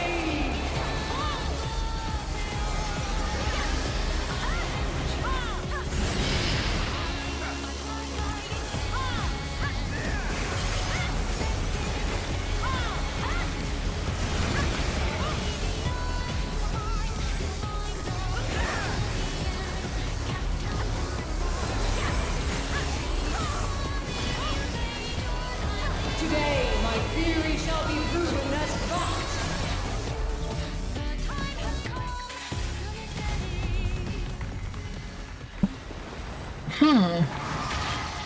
No wipe that time. Given the way that fight was going, I'm surprised. Like, I was expecting to wipe. Huh.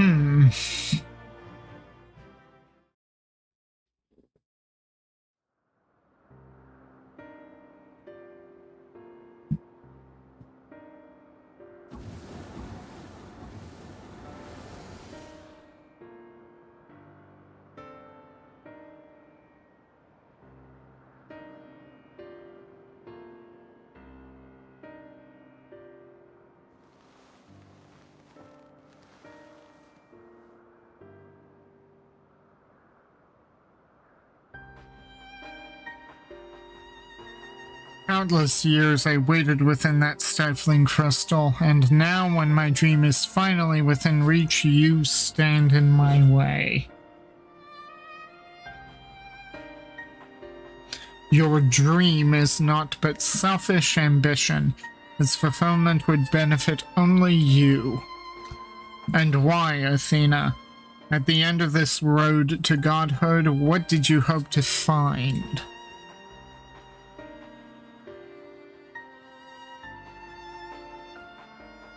It matters not. The fact remains that she worked against the interests of the star.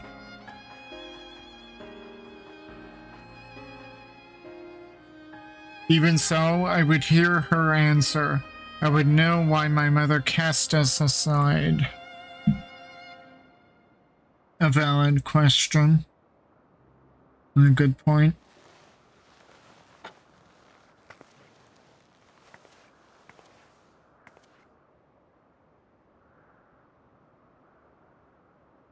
How unlike you, Ericthonios. You were never so inquisitive before.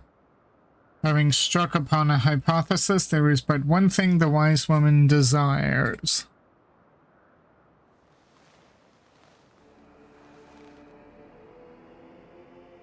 Irrefutable proof.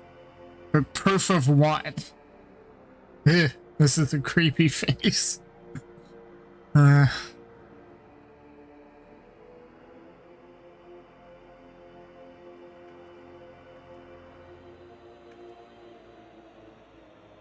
My theory was that any true god would see us as we are, imperfect.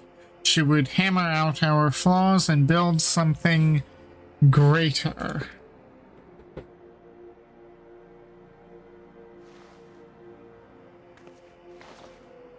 To prove this could not benefit the star, I would give it the perfect stewards, that it might shine brighter than any other. So her goal was just perfection. That's an inherently unattainable goal. And you would destroy the lives already upon it.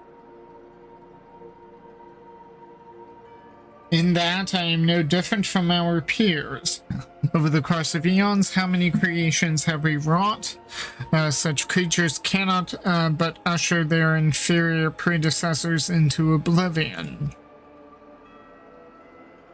Even without our meddling, nature would take the selfsame course.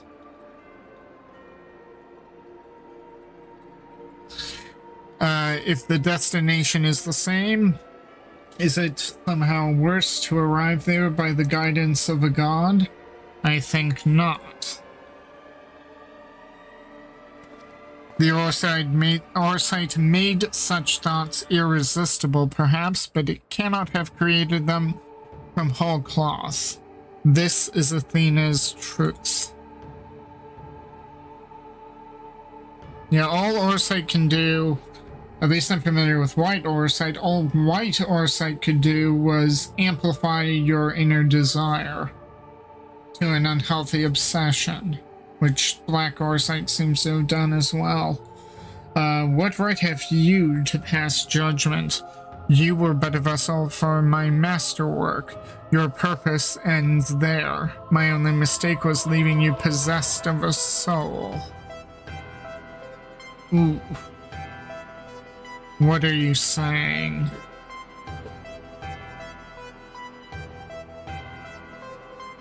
Poor Ericthonios, always the last to arrive at the obvious conclusion.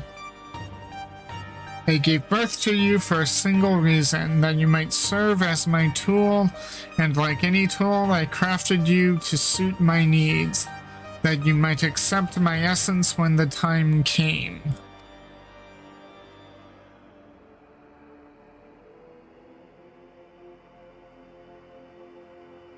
Of course, I also made you more amenable to my demands, and ensured that you would feel a cloying affection for your dear mother.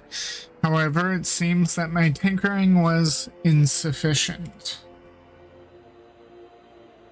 Even in defeat, she just doesn't think of people as people. good heavens. My very feelings were of your design.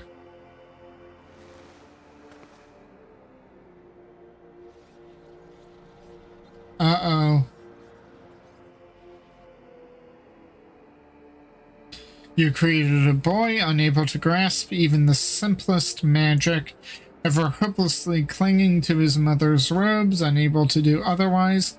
I was doomed from the start.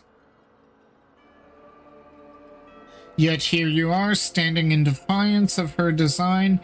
You are more than what she made you.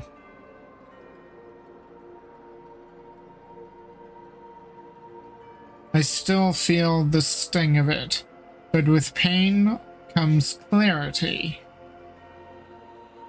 You ill deserve to wear the mantle of a god.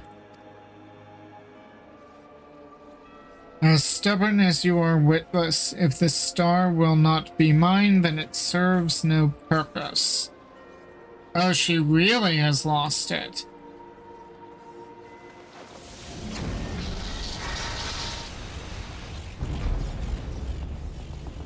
Wait, Ultima again?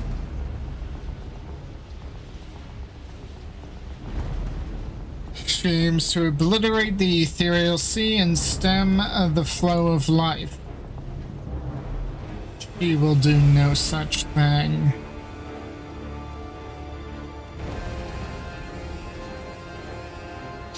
Before the battle, La Habrea told me I was the key to finishing this. Although I am but an illusion, my soul has crossed eons to find its home in another. One whose body Athena has seen fit to purloin as her own.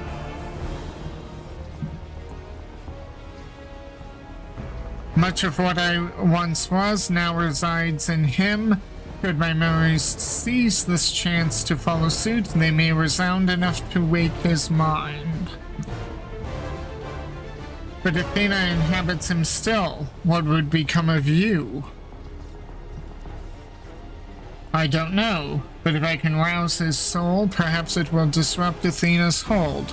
It's the best chance we have. My whole life, others have looked down on me, but I've never given up my search for my purpose. Now I've found it.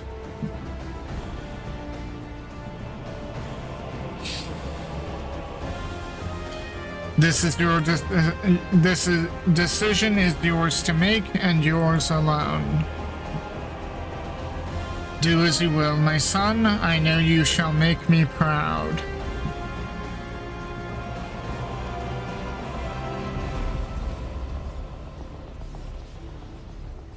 Erchthonius, do not dare.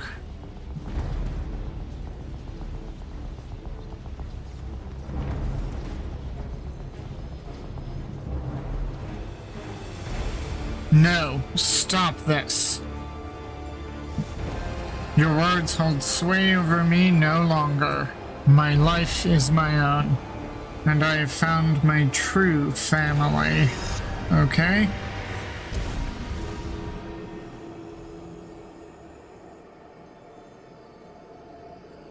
My power wanes. The vessel rejects me.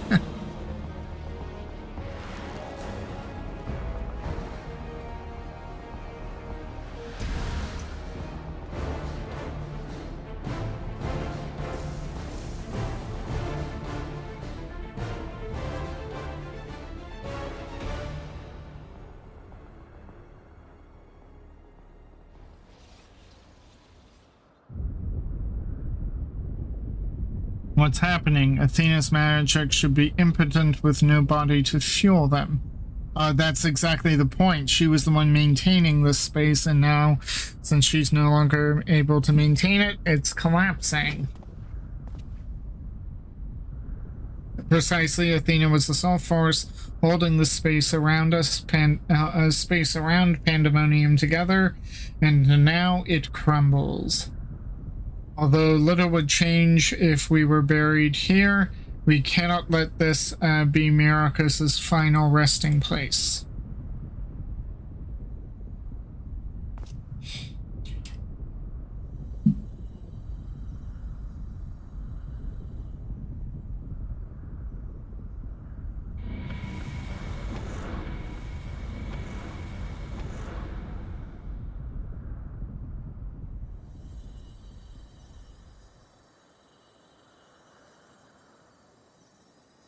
of all my miscalculations, to think that you would be my undoing, that you would even be capable of defying me.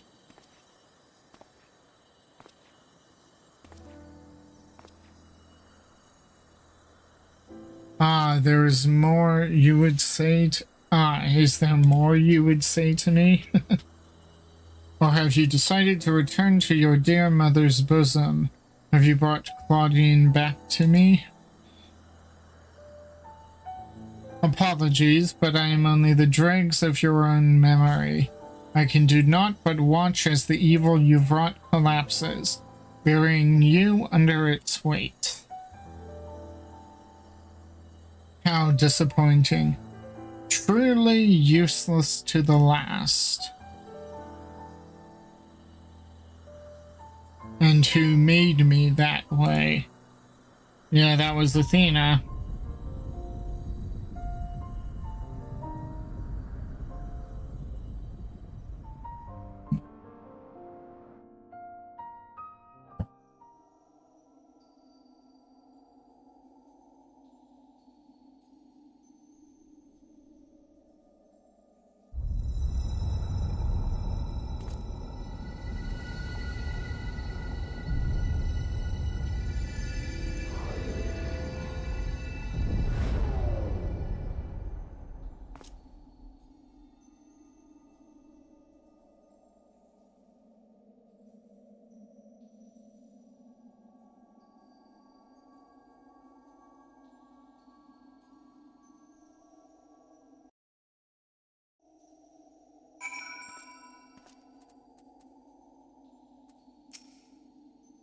Questions, questions, and more questions. Why did Claudine set out by himself?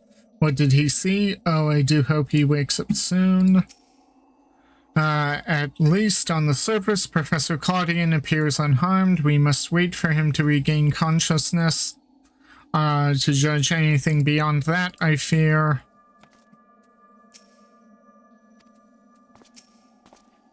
Although Erchthonios was not but a collection of memories, I know his absence pains you. But he acted with resolve, full aware of the potential consequences. Let us look back on this moment not with sorrow, but with pride. You both are the heroes of the day. Athena's ambitions would have swallowed the world had you not stemmed their advance. We shall stay here, both to look over Professor Claudine and ensure that there are no further disturbances in the ethereal sea. You should rest, and I will not take no for an answer.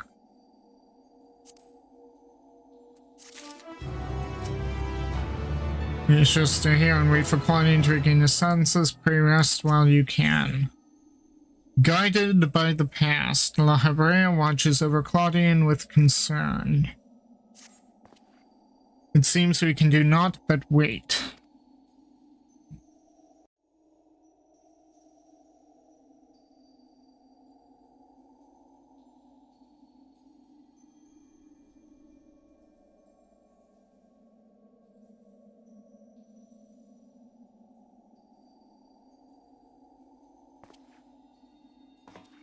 Perhaps we might discuss a matter which has been troubling me.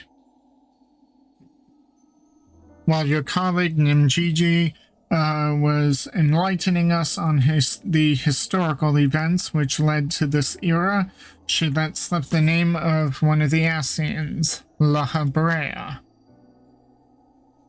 Oh boy. Although she knew of the figure only from her research, she was most insistent that there is no evidence connecting the Ascian to myself. Yet I am aware that this La Habrea used the heart of Sabik to sow chaos throughout your world, and I would be a fool to deny such strong connections between us.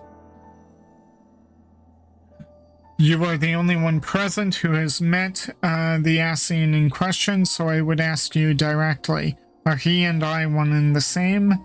Is my fate to work in the shadows and bring about untold destruction?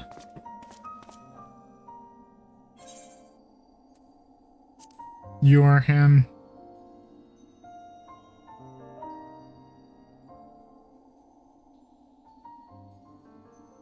I see. If you say it is so, then there is no reason to disbelieve it. These Ascians, or Paragons, I am told, were ruthless in their schemes to rejoin the Sundered Worlds. I have heard but a small number of their deeds, and still I find it difficult to comprehend the depths to which they were willing to sink. To choose a path of evil, all for the sake of the star. I admit 'tis a decision I would make under the right circumstances. Although the ages may take their toll, my devotion to my duty will never waver.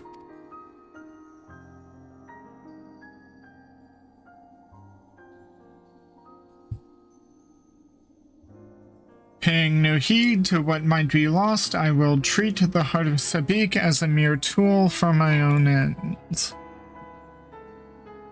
Never caring to look beyond the surface, I will unleash forces that I fail to truly comprehend and remain blissfully ignorant of my hypocrisy all the while.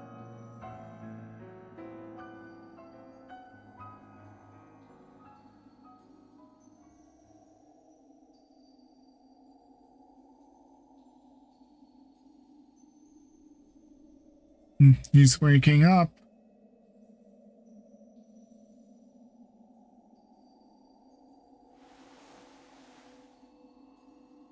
It appears Claudian has awakened.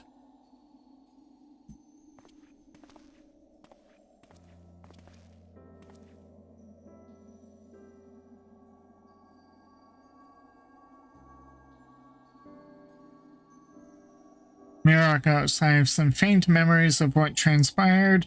You stood against Athena and won. Yep. And you were there too.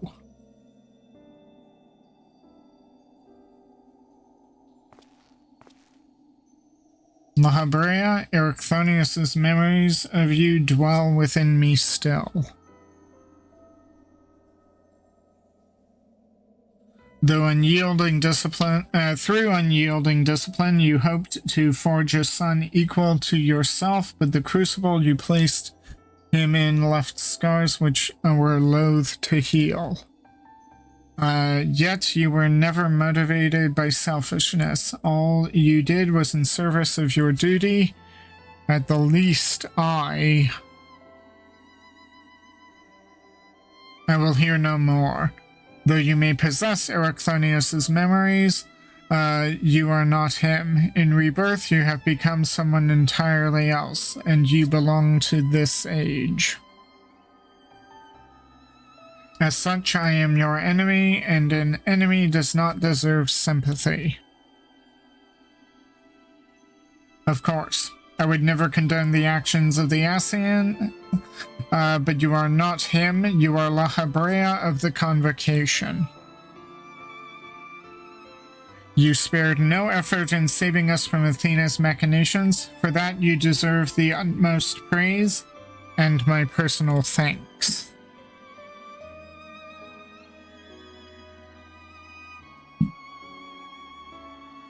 If you insist on deceiving yourself, then so be it. My stance remains unchanged. The most difficult of your trials is behind you, but you may find that Pandaemonium has yet to relinquish the last of its secrets. Wait, there's more? Among them is the identity of Hephaestus' liberator, who set the very first wheels in motion. There is but one place to find these answers: the past. However, I must insist that you keep silent about Athena's fate. While I doubt it would change the decisions I make, you should not tender us information we could not uncover ourselves.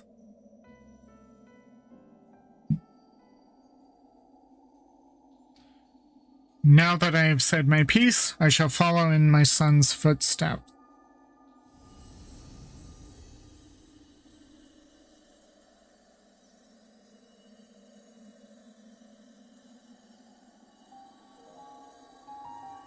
These odious memories will fade to nothing, as was always their fate. Farewell.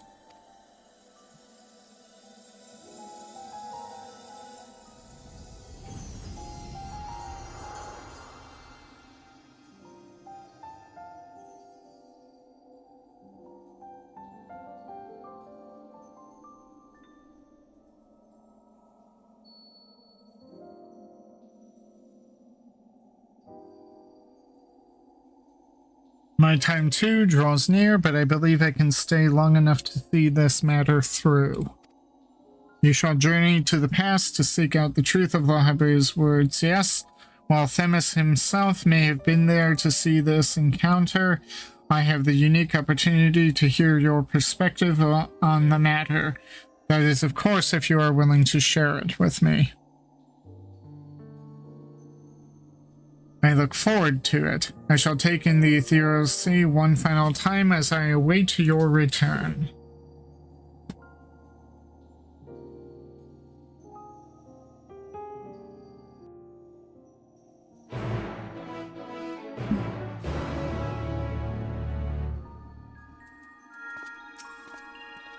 I believe we've yet to see the full effect of these events will have on the ethereal sea. Once Professor Claudine recovers, we must conduct a thorough investigation. Russo and I shall return to Aporia and make our report to Master Fortuno at once. Oh, where to begin? I too shall stay here and await your return. I could use the rest, and there is a matter I would discuss with you and Themis before we say farewells. Now all that is left is to return to Pandaemonium and ask Lahabrea to shed light upon its few remaining mysteries. I look forward to your return.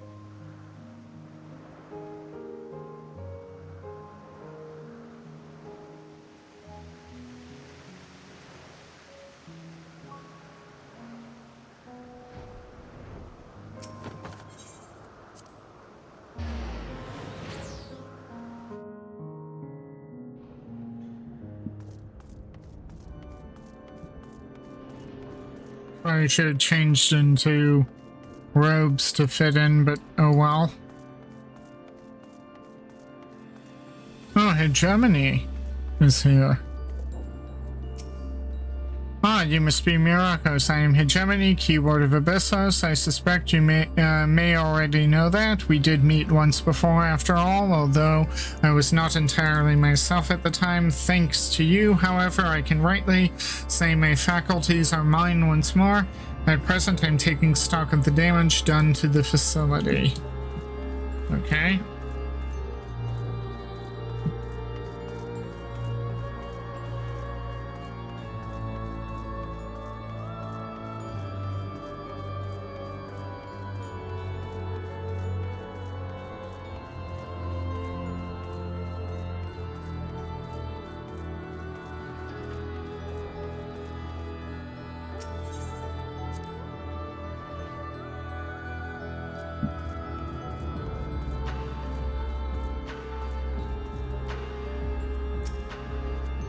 Myrokos, I didn't expect to see you again so soon, but 'tis always a joy. You seem quite happy to be here. Thank you for checking up on us. Did you speak with Hegemony and the other warders on your way here? The work is long, but we have made great strides in undoing Athena's meddling.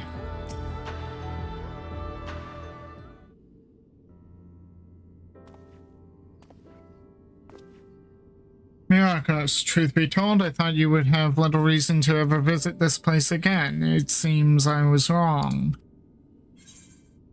I'm looking for answers. I just wanted to say hello.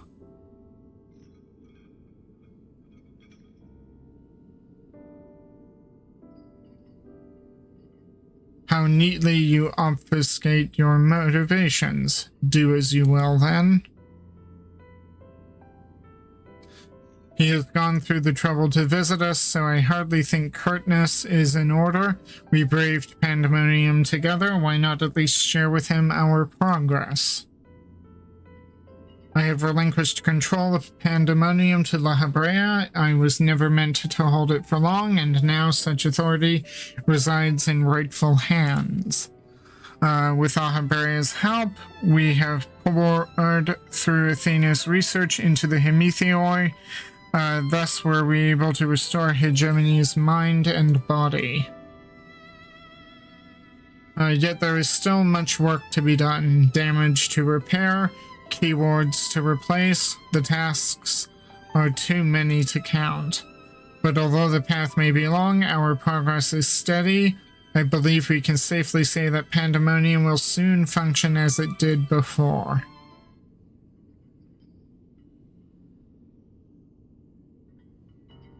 Indeed.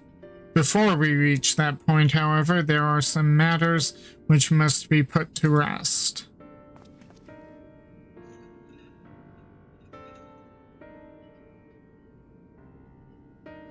One concerns Pandaemonium itself, and another is a personal matter.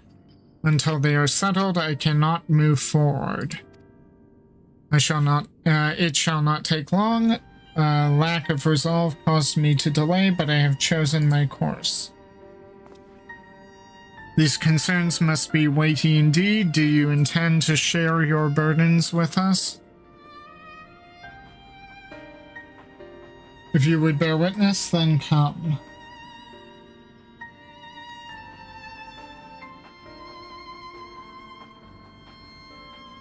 Your arrival at this very moment almost beggars belief, but I shall not ask you to leave. I simply ask that you do not interfere, no matter what may happen.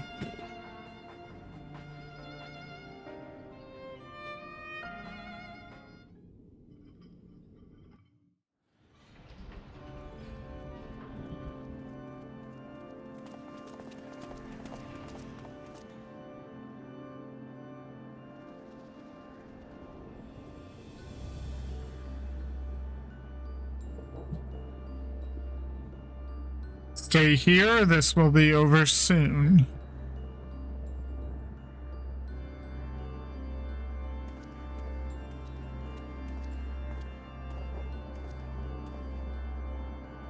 Why did you call me here, Master La Habrea?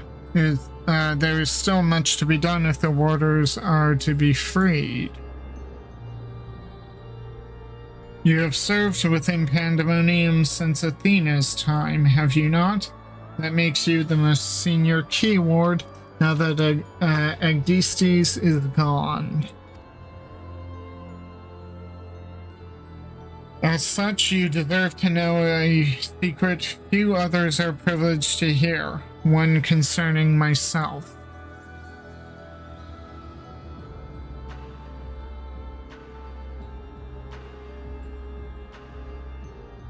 Separating Hephaestus from myself required removing part of my soul. A necessary sacrifice, but one which came at no small cost to my natural talents.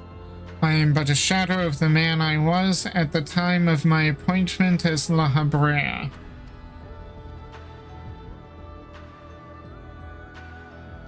I could never hope to wield the same magics that Hephaestus used to bind the warders' minds, let alone break their shackles. That tone of defeat does not befit your voice, Master La Habrea. Do not give in to despair.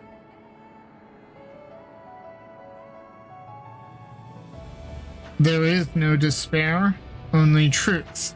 I do not confide in you to garner cheap sympathy. Hephaestus left behind fascinating research. His conclusion was that in order to transform a vessel into a Prometheus, absolute control over their mind was essential. As you well know, the magics used to achieve such dominion exploited strong emotions within their victims' hearts. In the case of Hesperos and Odysseus, their respect for me. Upon slipping his bonds, Hephaestus took steps to throw Pandaemonium into chaos. With their attention divided, keyword and warder alike were easy targets. But there was an act that came before. Regardless of Hephaestus' prowess, he could not have won freedom on his own. Ooh, that's a good point. Someone must have broken him loose.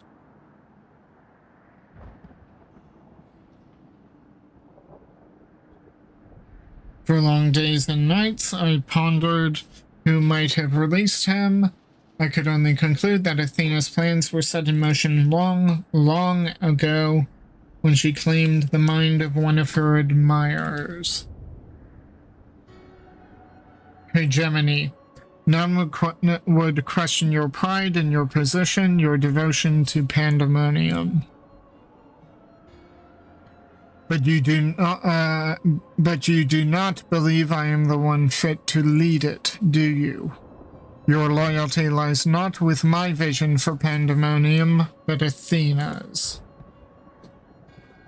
Master La Habrea, whatever has spurred this sudden accusation, I assure you there is a proper explanation.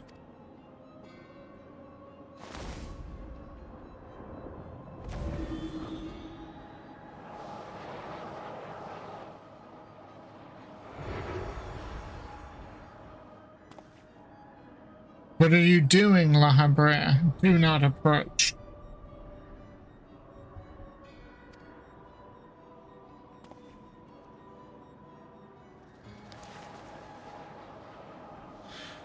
As I have already stated, even should I detect Athena's tinkering, I am currently powerless to dispel it. And so I have come to a decision, one which was made with the best interests of our star in mind. In order to build a better future, I require the strength I have lost.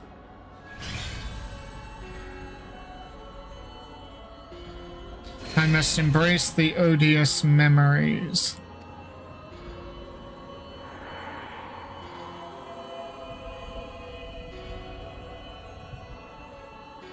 Uh-oh.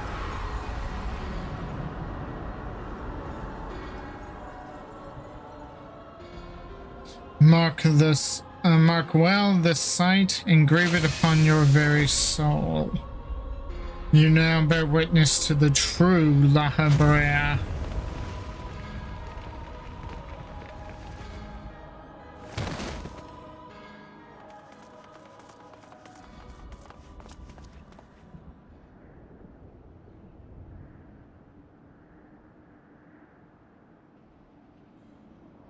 I cannot imagine this was an easy choice, but it is done. Is she alive? Good question. Yes, and she shall remember this lesson well.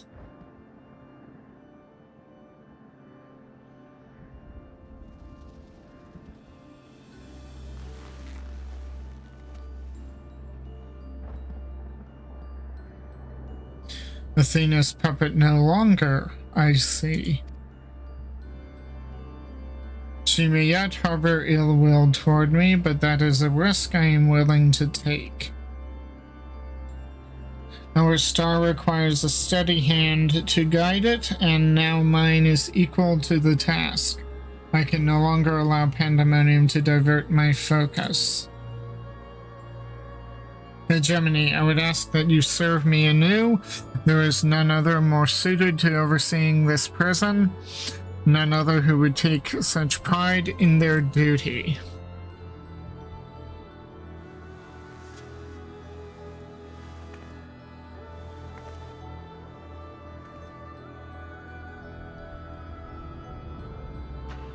My loyalty to Athena led me to betray you once before. Why would you allow me to keep the position of key ward?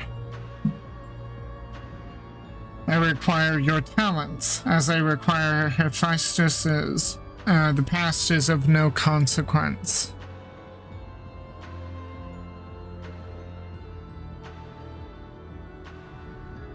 Very well. In honor of our fallen colleagues, I shall restore this institution to its former glory.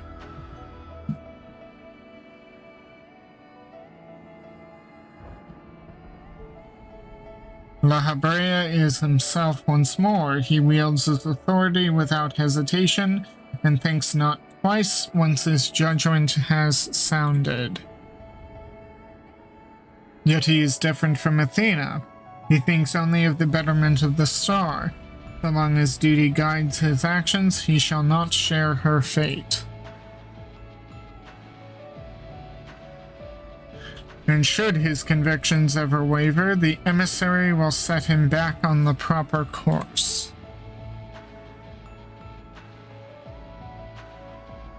Good. If this is the path he chooses to walk, then I will walk with him. I'll allow our bond to fray no further. As his son, I will support him in the days ahead.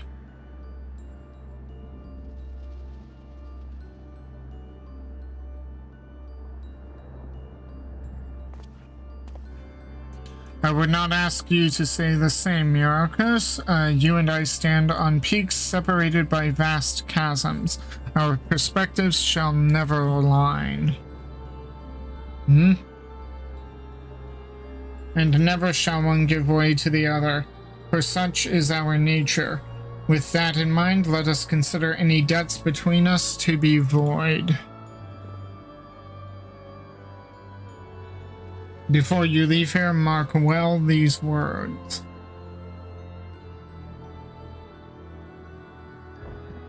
My resolve shall weather loss unfathomable and yield before no obstacle. Walk your path with the same conviction.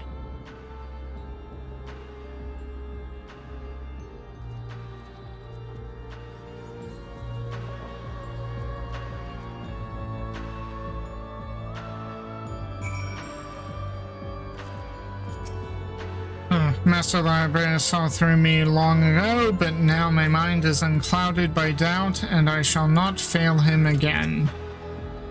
Hephaestus and the Habrea were one and the same when he was named as one of the convocation. This change poses no need for concern, for all is as it should be. From this day forward, I will do what I can to aid my father. In this way, I shall forge my own future. If not for you, my long slumbering demons may have gone unslain. I would have never been forced to reconsider my true nature, yet as I said, do not consider this an admission of debt. Now I believe you have other places to be. Remain here any longer, and I may be inclined to place you in a cell next to one of our more recalcitrant subjects. Ooh. Okay.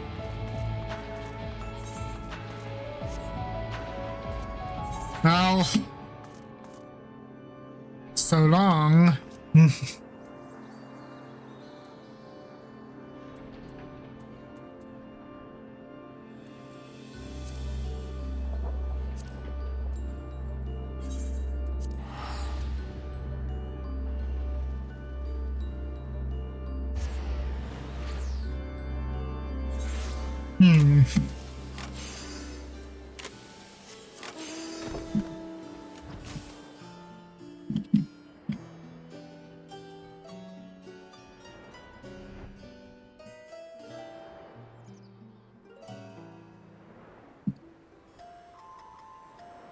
So hegemony let him out at Athena's behest.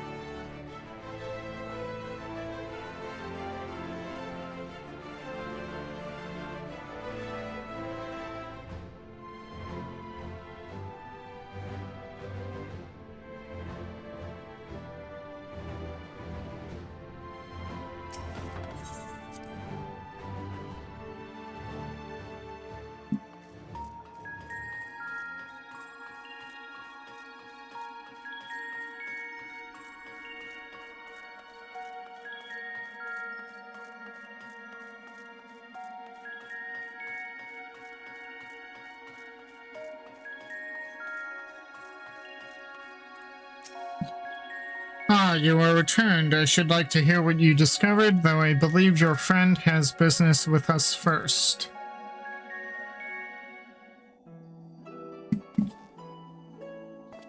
There you are, Myrokos. While you were away, Themis brought me up to speed on all that happened while I was held prisoner. His story shone light upon any number of questions that were niggling at my conscience, namely those concerning the ethereal signature emanating from Aziz's law. Doubtless its source was Athena, reaching out as far as she could from her prison, ever grasping for someone to take Erichthonius' place, grasping for the body his soul resided in. I wanted to ask, when you first found the crystal, you were unable to hear the memories stored within. Indeed, it was only after our research was well underway that I could hearken to its whispers. Hi, Autumn.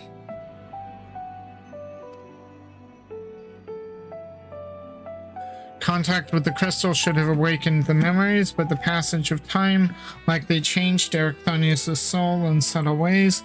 Perhaps ethereal resonance was a gradual process in this case.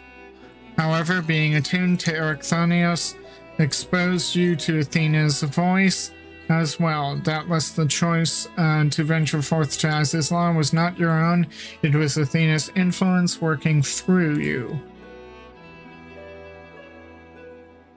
I do recall being strangely fixated on acting alone. I would never have encouraged such recklessness usually, although the choice was not entirely my own. I am still ashamed of my actions. Reflection is how we plant the seed of growth, although we must not blame ourselves for events beyond our control. That the voice in the crystal belonged to the person from which your soul originated, well, not even the most brilliant researcher would come to that conclusion. Your reassurance means more to me than you know. Thank you. Now, one final matter. It concerns the very crystal whose discovery set this adventure in motion. Perhaps sparked by recent events, a new light began to shine from within its depths.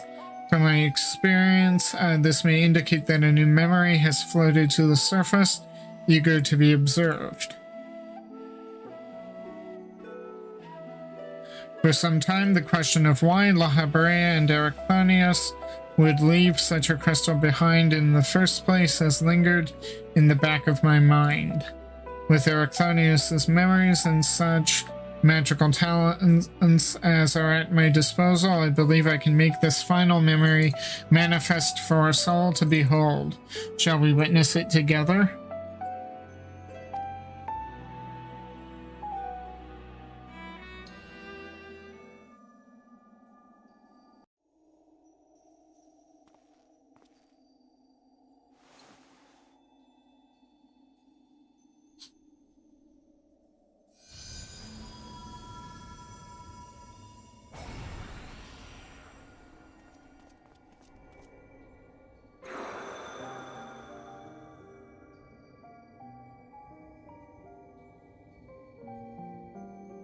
I leave this memory for you, the future of our star.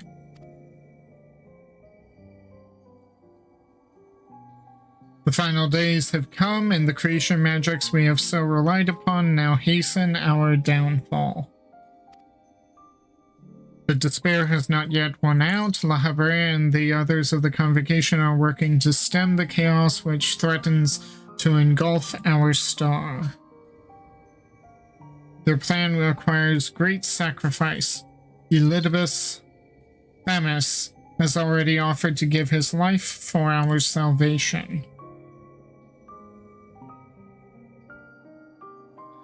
There is another problem which must be dealt with. Pandaemonium, wherein are confined our most vicious creations.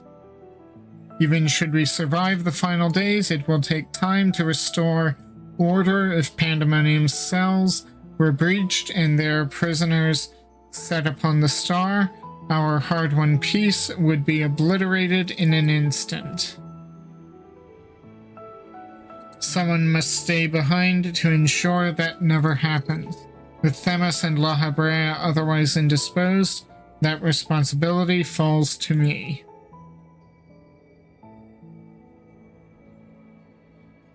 And that is why I must defy the directive of the Convocation. My soul will not be offered to manifest the will of the star, but instead consigned to eternal vigil. I know that in doing so, the final days may take me. I may not live to see my duty upheld.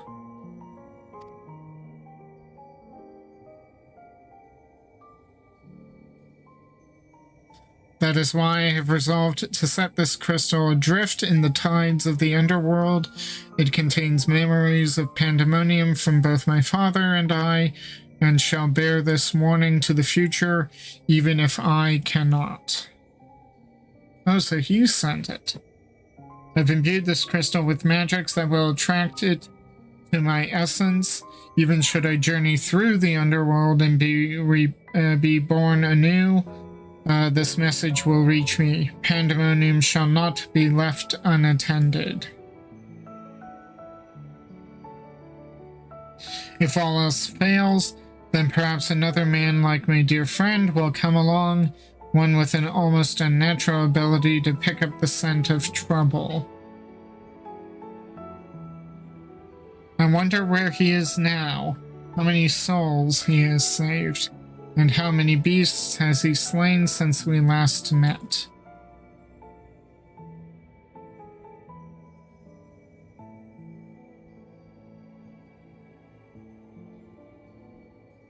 Alongside my warning, this memory shall carry a wish. Myrokos, may we meet again.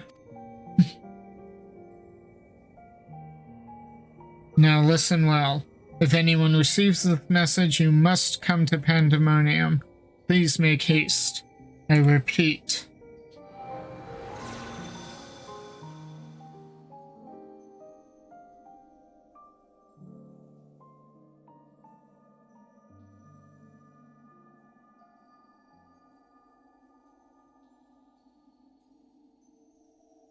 Well, that dispels the last of my doubts. Thank you for humoring me, and now we come to this.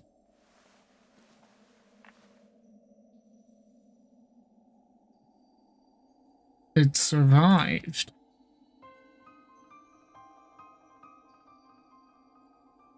Oh my. Yes, the heart of Sabik.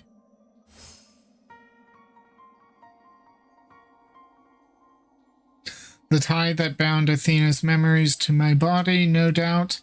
When I regained my senses, I found it on my person. Now it appears your efforts have left it bereft of memories. No trace remains of Athena. Good riddance.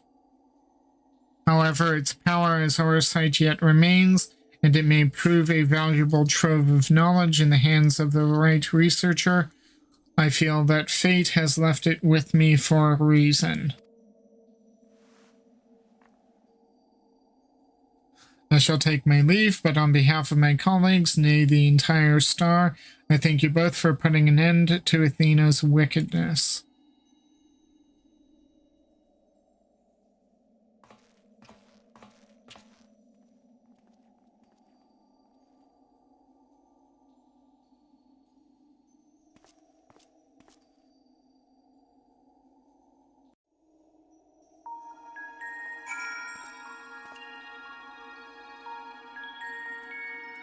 Huh.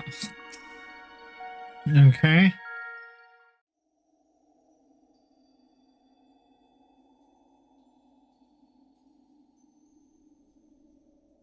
I see. Then Hephaestus' story has been laid bare. Ooh, voice lines.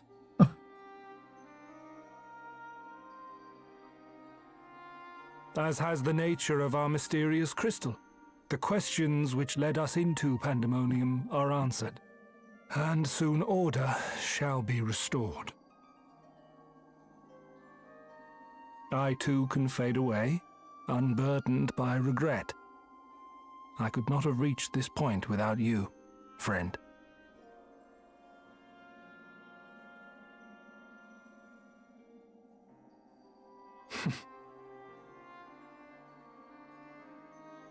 So many revelations. But there are more, if you would dig a little deeper.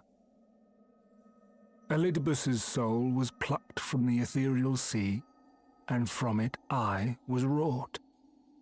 Surely you have a passing interest in what I remember, in what I feel. You deserve what answers I can provide.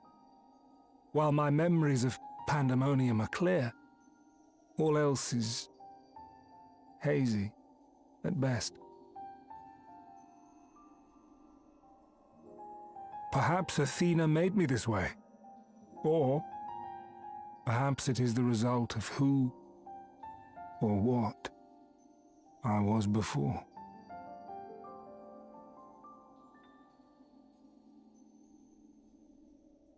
Still, I can recall vague figures, scenes from my future and your past. At the Crystal Tower's peak, we clash. And later, from that self-same spire, I send you forth into our age, into Elpis.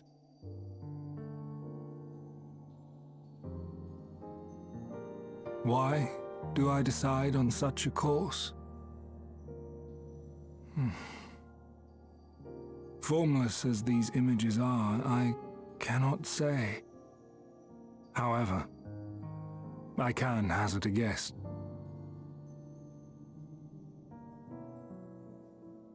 Somewhere within my fragmented memories, I catch a glimpse of our journey into Pandaemonium.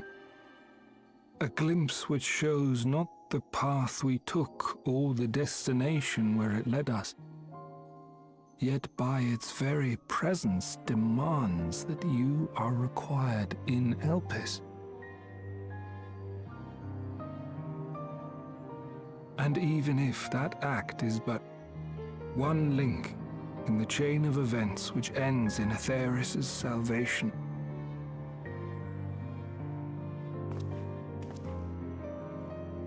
then this all has meaning.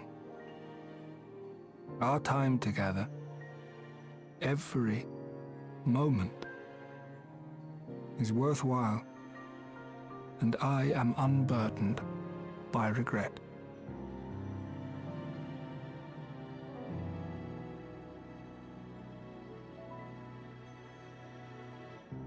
That said, it is possible my motivations become something else entirely. That you would cross this vast expanse in the hopes of being reunited with your allies. A devotion that once would have baffled me. But after having been to the depths of that twisted prison and back, I think I can understand.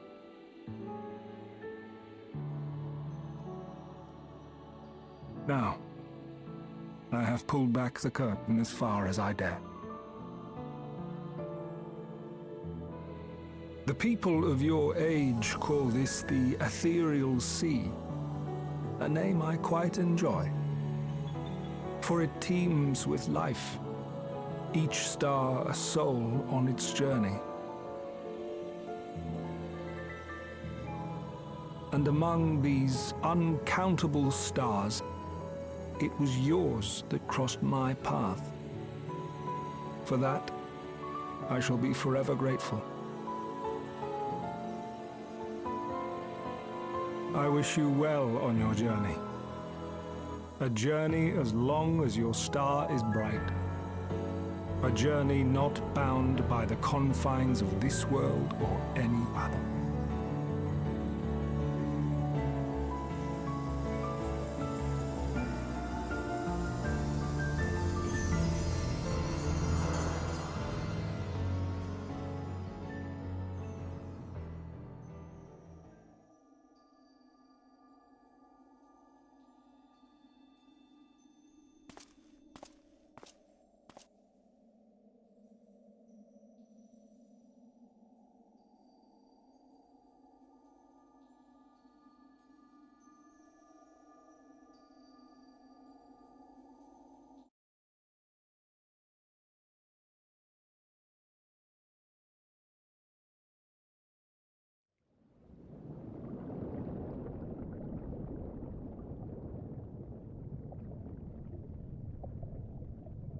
How fascinating.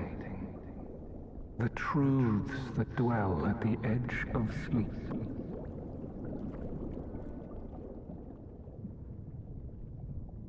The course of history is set by its victors. It is immutable, and yet should this star continue upon its path,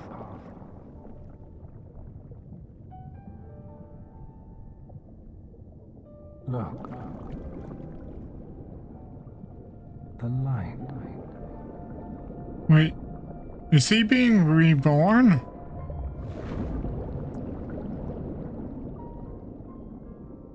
Is Elizabeth being reborn into a new body?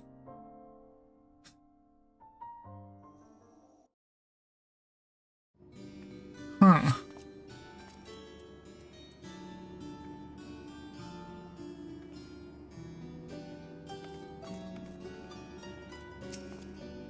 Welcome back, Myrokos. I hope you said farewell to Themis for me. Recent events have given me not only a new focus for my research, but also insight into my own origins. Truly, 'tis a gift I could never hope to repay. As Lahabre said, I am not Erichthonios, yet I bear a part of him inside of me, and I shall do what I can to follow the traces he has left behind in the present day. A spark has been struck in my mind, and I am ready to pursue my research with a fervor, the likes of which I have not had since my youth. Doubtless I shall have need of you in the days and moons ahead. When that time comes, I only hope that you will once again lend me your sound counsel. Until then, may you fare well.